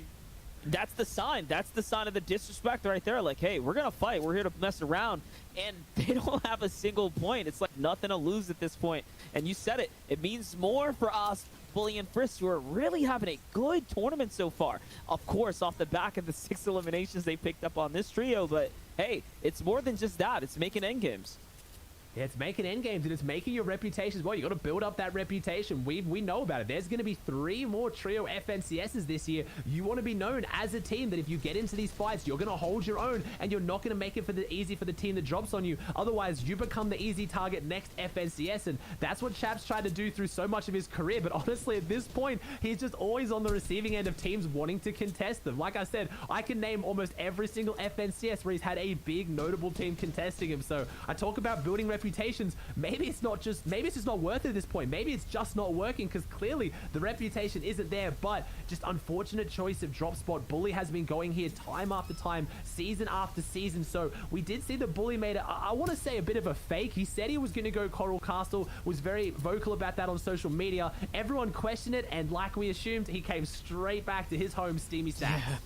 Yeah, definitely. You know, playing a little bit of mind games, giving a little hope, and then to only snatch it off in game 1 with the, again, quick finish up here. This fight is going a little too long, a lot longer for my comfort now. Look at the loot situation. They're all of a sudden really off pace where they need to be as far as material goes. I'm hoping at this point both sides realize they should just farm up, you know, and try to move on. I think they're going to end up still fighting regardless of what, because Surge should be coming around the corner here soon, and you know, they didn't do a lot of tagging to one another. It was just build pressure. It was a lot of build pressure. Yeah, I didn't see much damage go over. I think the best I saw was a couple of AR tags in a row. When you think that's usually only around 60 damage, that is not what you need. We saw last game teams with 3 eliminations be below the Storm Surge threshold. So NA East really does push those Storm Surge numbers up and up. EU does as well, but NA East, these guys with the practice team, we've talked about it before, they versed each other so many times. They have drilled these games more than any other player in any other region, so they know how to get their Storm Surge tags, and it adds so much more pressure. When you only have to get 100 or 200 damage, 1 or 2 snipes, compared to having to get 400 to 500 to take you through to those rotating zones, the pressure is on to get this damage out right now. That's 44 crucial tags that Twexy needed, but I'm also scared of how high he's peaking right now. With snipers in the meta, his eyes were out there. Yo, those were crazy tags right there, guys. That's your 2nd and 4th place team. And 4th place, Gabe, Tahi, and Sprite not looking too hot. On the other side, the dark horses of the competition, Teo, Chimp, and Tabney right now in a really peculiar situation, pinned up. Looks like they got beamed out of the vehicle here, have to pause and heal up. It's almost mirrored to the situation that happened before, where they burned through their material a little early trying to get their rotates on. In the last game, it was up against, what was it, Zate, Sap, and Stretch for tags. And yeah, I saw that. Twexy falls out the base. I'm pretty sure. I'm pretty sure that's what that had to be. I talked about how he was hanging his head a little bit high there. He was going for big sight lines, and I'm pretty sure he kind of lost his head a little bit because I was worried about a sniper shot. I think my man just fell off the Coliseum. It's easy to do. The way the builds are and the building grid in Coliseum, it is very awkward because those, those unbreakable walls hang over, and you have to kind of, I'm going to admit it, Monster. First day of Arena, I jumped in. I was like, look at this cool new drop spot. Look at me go. Tried to waterfall off the edge. I fell. I went down. It was solos. It was even more embarrassing. I did it on stream, but doing it in a final setting, it's a little bit scary, but I think they're going to get him back up. I think they're going to be okay, but man, if we get a replay on that, it'd be fantastic. Yeah, definitely. We'll see if we can pick that one up in just a bit. Acorn, Slack, and Jax, though, have to pick up the action here, too. 127 damage below the Surge, and that's a real number right there. That's a real big threat for them. They do have a team down underneath them. You don't usually want to take the box fight first. That's like your last option. That's why you're seeing them really hustle around and try to look out into the distance to see who they can tag on the peaks here. But worst case scenario, they're going to come on down and take the fight there. Depending on how we see with Acorn, Jack, and Slacks as well, I just noticed that Acorn was holding on to the rocket launcher with no elimination, so we saw the Zay was contested at Hydro Dam. I don't know how they could have managed to get the RPG without an elimination, and I really want to say Sharks, but with them dropping at Slurpy Swamps and now being on that far northeast section of the map, I don't know when they would have had time to do that, so it's going to be interesting to see. So they're now taking a fight with Divine's team, and they do have the RPG in the back pocket, so if you're looking at Jack, Acorn, and Slacks to have a huge game, this is the game to do it right now. They need to get above their Storm Surge, and that's going to do it. The big charge shotgun shot. Remember, the Storm Surge does count on downed opponents as well. That's why you go for those big tags on the downed opponent. They're now 200 above, and I don't know, Monster, do you have any clue into how they maybe got this RPG? No, yeah, you called it. They went northeast, so the likelihood of them trying to do a dead side rotate, being on the water, and just coming across it is actually pretty high, all things considering. So if I did have to guess, I'm assuming that's where they acquired it. Either way, it's going to be massive coming to this endgame. It doesn't matter too much how they got it. It matters that they do have it. This is a team that we've talked about being one of the most deadly when it comes to taking high ground, playing mid, playing low. Very versatile team, and they're on 48 points now with a win condition they don't normally get their hands on, even despite their ridiculous consistency. So this is the team to look out for right now. 29 teams alive, 80 players. They're looking very, very scary as we see Edgy lighting up the feed with their uncontested Misty. Now they get to hit their stride. And I also just saw, I think that was Threats take out Frisk. So looks like Chap's getting a little bit of payback here. Yeah, for sure. And look at this, though. Slacks, Acorn, and Jack really heating up, man. That 10th place first game, no elims. 4th place, 12 eliminations. They went under the radar with that one. And now, again, already racking up a little something here and kind of forced into taking this fight because of the lack of tags that they're trying to work with. So this is a fight that they're going to have to finish because they know now, they definitely know that the next zone is going to be a big problem if they don't check it here and now. Well, they're trying to get in the car. They're versing a duo right now. They've taken down one of the trios. Jack didn't go up and try and get these sight lines. I think he almost looked like he was going to go for a bouncer there to chase that one down as Creo lighting up the feed as well. And honestly, I feel like that's a fight they didn't need to take, but it's a fight they want to. We saw it even going right back to, I think Ninja Battles is where we really started to get eyes onto Jack, Acorn, and Slacks as a team, right, Monster? You were commentating it. They won one of the weeks, and it was on the back of, I think, more trio wipes than any other team in NA East when it came to down before second and third zone. They really do take those early and mid-game fights, take them confidently, and it sets them up for success. Same as we saw from this team last game, as we see yet again one elimination on Miro. This is a trend I'm seeing. Ooh. They're making it to this mid game with one elimination. I don't know who they're finding it on, but Miro getting the big tags, and that's what's carrying them out of Dirty Dogs with those Storm Surge tags so healthy into these end games. I just wanted to say, to take us back to the Acorn fact, the feed, he caught Divine and A1 on the rotate right there. A1 Silverback, and it looks like, you know, when they jumped in that car, they did not forget it. They hunted them down. They probably blew up the vehicle in the process. So an explosive exit for Silverback, and of course his teammate Divine there, but quick trio wipe. They should be set up now for that end game. Yeah, and I like the position that Miro, Day, and Reverse have. They're on this kind of what we normally call dead side of zone. This is on that top northeast section. The only real drop spots that would have you rotate this way just passively, unless you tried to get to this part of zone, would be like your steamy stack. So not a lot of teams here. You'll notice everyone's kind of hugging the edges here, because right now you've got that big verticality mountain drop off before you go down into craggy cliffs. Most players want to stay on top of that in case it's a low probability zone pulls back this direction. You normally don't want to be in a position like Jack, Acorn, and Slacks. I'm going to guess they did that for the loot of the duo you just talked about, them taken out. You don't want to be down in these little gullies, because when you try to make it out, those teams that are set up above you, they really put you through a world of hurt. Yeah, definitely. Teo's going to come in late on the rotate here, but it's going to put them close to the new zone now. So I like where they're positioned. I mean, they have a low profile. Scary trio next door, Acorn, Jackson, Slack. They're, you know, again, checking the builds here, trying to see what's going on next door. Checking in on the neighbors. But it should fizzle out here. I don't see them really taking this any other which way. Oh, the mistake, though. The fresh build on the cone there. The sniper comes in. Gotta be careful. Always got to be careful with the snipers. It's going to be a big conversation piece here. It played big impacts on EU. I was watching it back. I woke up bright and early, 3 a.m. so I could follow the EU games because it was that exciting. And we did. I believe it was Hen that we saw get a ridiculous snipe that really opened up their game to push them forward to have a phenomenal day. So it is the difference. One shot can really make the difference. For example, Twex is about to rotate right now. If you get a big shot onto someone before you rotate, that means not only is that player no longer looking at you, their teammates have to go for the revive. They're no longer looking at you. It's all about conditioning the rotates, conditioning the teams in front of you, conditioning the players, and making sure that you get in as safe as possible. As now we got Twexy wanting to take an aggressive fight onto this as well. He gets in right now as we get our quick stab fly out, which will perfectly kind of help us with this one. 99 damage tags. We have Twexy had NA East record of 6 unassisted eliminations last game, and as you see there, I think that's going to make it 1 this game as well. Maybe a bit of an assist, but man, Twexy is walking through players right now. No, that's crazy, guys. Think about what that means. He is taking out players with no help from his trio. That means that he is doing all the work, doing all of the damage. That's a phenomenal stat. That's a way to really put things into perspective and wrap it up nicely for us. Twexy, there's a reason why he's here. There's a reason why he's holding one of the very prestigious Axe champions. And again, back on the PC track here now, putting in the big numbers.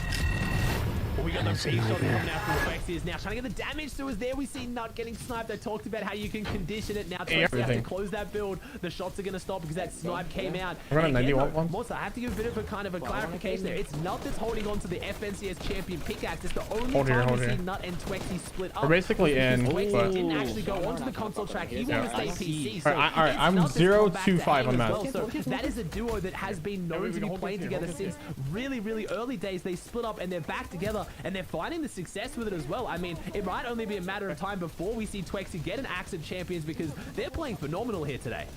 They're playing really good. They're definitely in the race right here because, you know, it's either them or Reverse 2K, Miro, and Day right now who are in the battle for first place. Tappman's going to go down to Illistone in the feed. Jack's going to find Dusky. Skittles finds Edgy. It's a rough day out there for Edgy and crew as Teo gets wiped up, Chimp gets wiped up, so a tough game 3. This is a pace changer right now. We're seeing, again, teams that we've been rooting for now getting knocked out a bit early, so that's going to shake up the standings. Finally, though, Bizzle, Clicks, and Booga have a taste of the high ground. This is their game to bounce their way back in the competition at 16 points, right? They need more. They're going to need this big game to go in and catch up.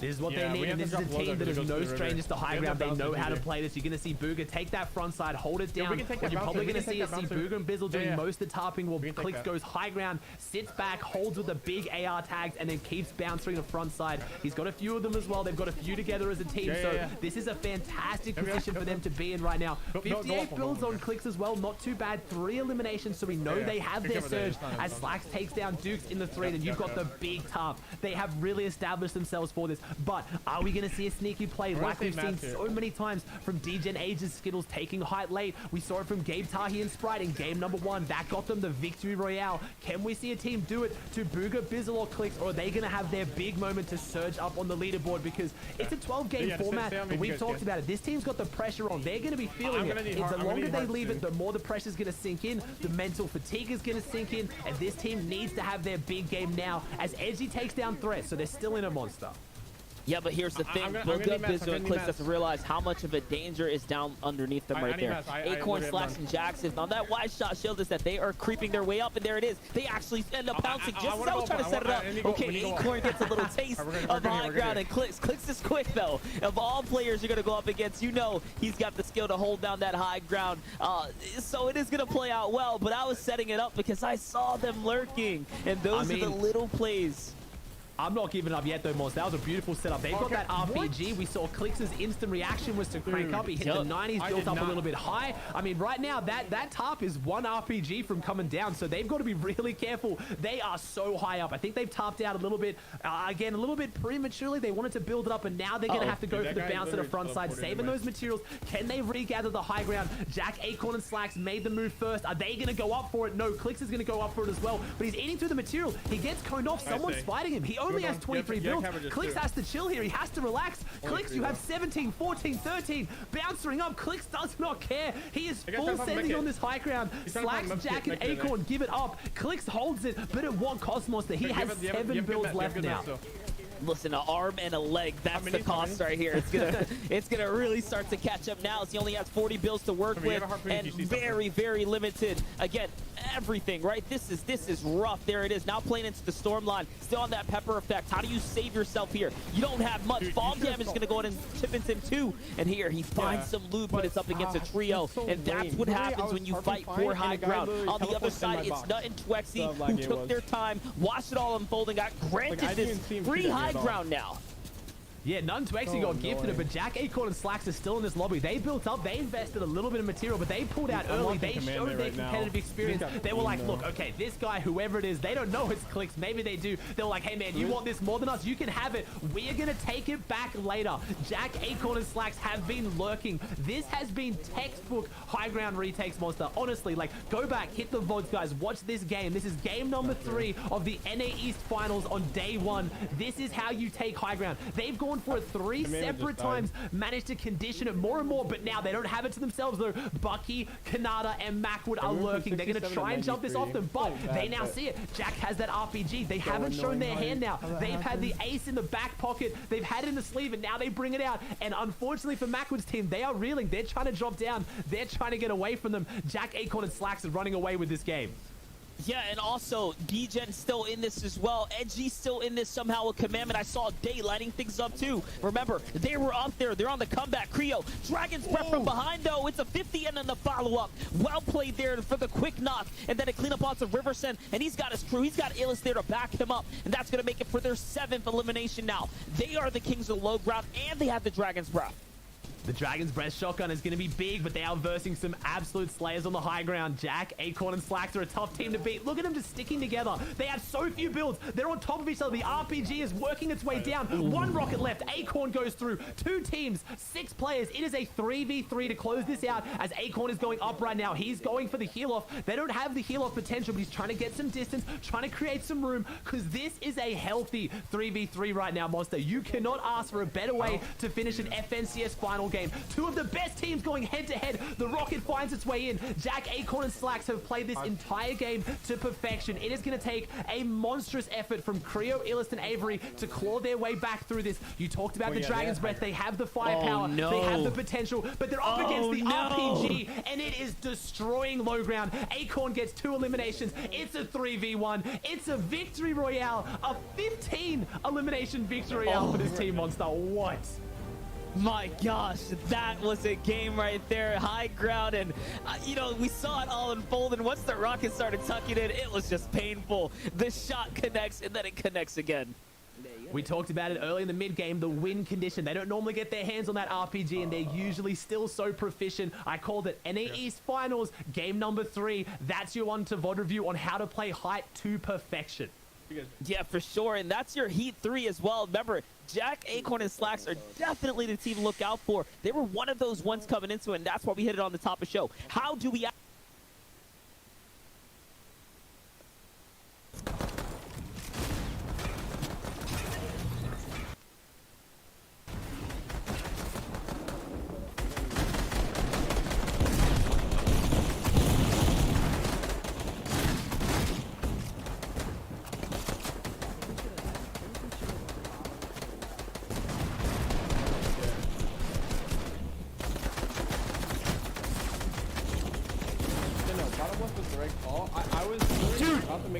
Are you kidding me? There's just no way. I made that like little box on top just in case someone else so we didn't get buried. So I was making that box and some kid literally just teleported inside my box. Oh my I didn't even see him until I died. Bro. Good dog.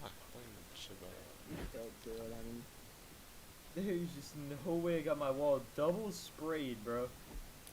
At the same exact time by a scar and a pistol, yeah, bro.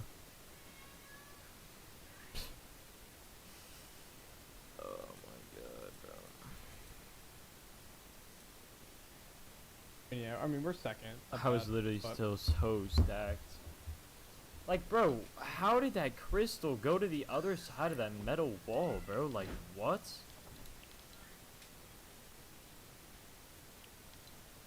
When I dropped down into his pocket, I was gonna be right there.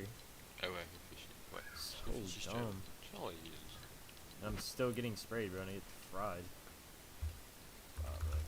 Fuck his energy.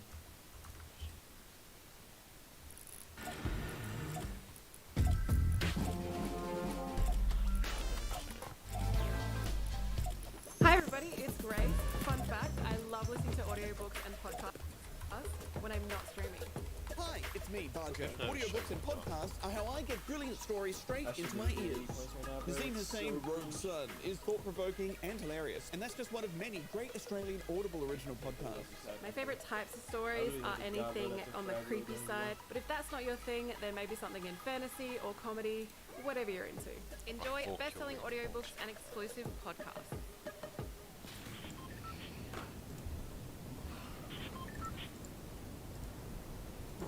That's how he does. Oh my god, Yo, you down to throw on the gingerbread skin for a throwback?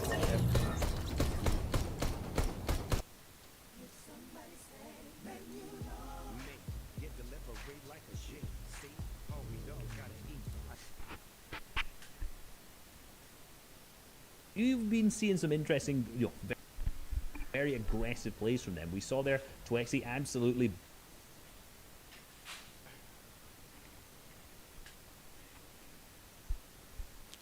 box dive in that fifth zone because we knew that they needed that refresh, and that fight was over in seconds. Yeah, and something to note there, our fifth place spot there, they have 60 points, and first place, as like Adam said, has passed 100 points. There's a 40-point differential after just 3 games already, and you know, at the start of the show today, we talked about the consistency that these teams are going to need to find, and right now it seems that Jack, Acorn, and Slacks have found their consistency because it seems like every one of their games so far has been, It's Ed and Nettie, one's double D. Like, or not at best, but like at worst, is really, really decent. I'm pretty sure that's what his name. Really Like, it's fucking Ed. I believe that win right there for them was what, 15 eliminations? Yeah, and you know, this is he wins we all watch the spawn. Heats. They don't know how to drop. 269 They points. don't know how to drop. Yeah, from what I've seen, I'm guessing Cod's the only one here that like super well knows how to drop. From what I've seen from Boyle, I mean, Boyle's a very good player, obviously, but like he doesn't. I don't care if they do well. If they do well, I'm not really rooting for anyone. So 11 more but eliminations. Miller, man, thank you for the 6. And right now they're on an average of 9 eliminations per game. So clearly these guys are absolutely fragging out, picking up tons of eliminations. And you know that 15 elim game, which sounds crazy, but you look back to the previous one, they had 12 eliminations as well. So these guys are consistently popping off. Yeah, that's pretty much what I was hinting at, you know, like, you can have those pop-up games and you can find consistency, but like if you're consistently popping off, you're gonna create these point differentials that may just be too hard for these other teams to catch up to, and you're gonna establish very high up on the leaderboard.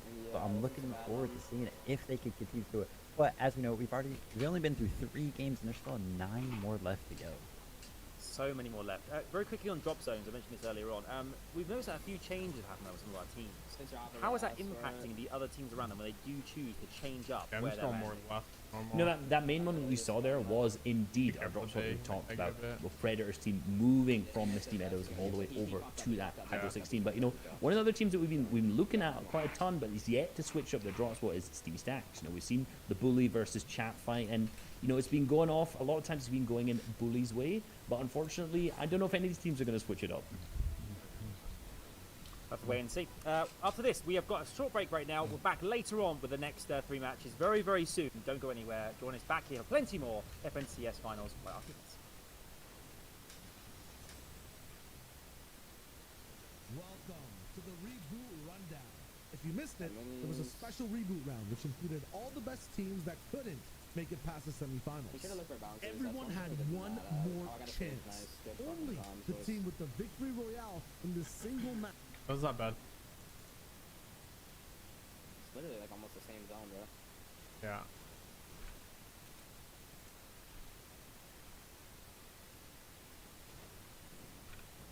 That's 205 gold. Can I double upgrade with 205? The green? Green to purple? No, I don't. Because green to blue is 50, and blue to purple? I think it's like 140, right? That's 146, there's no shit.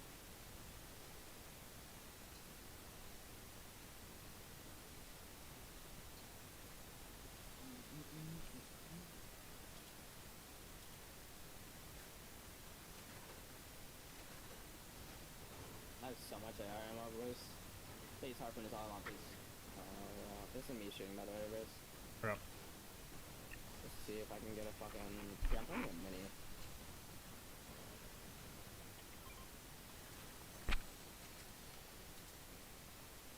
Bolt on the other dot. Steamy fought, it's chap on Steamy this time. Alrighty. This guy's not really selling much. They're gonna stay in Steamy for a while, so if we can move quick, we might be able to swindle our way over there a little bit. I'm gonna run a purple pistol this game, I think. Doesn't matter, bro, as long as we got.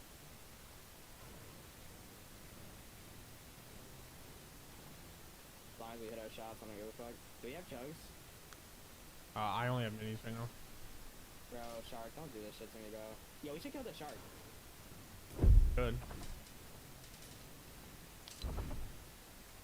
We should kill it, see if we get something good.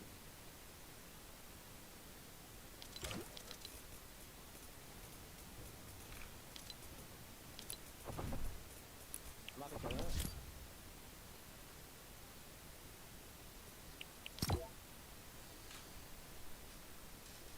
Jag into it. Green lever here if you guys need. Bro, I have 2 shellfish.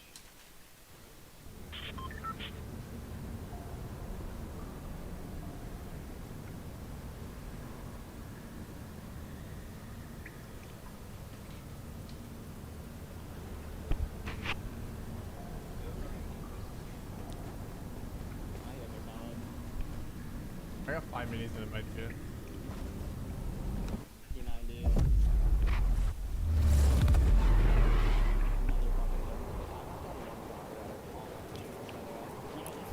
I say we go Steamy kind of early. I'm down for that. Yeah. I'm probably killing pretty quick though. So I don't know, Steamy's up. two extra minis here. What's your house?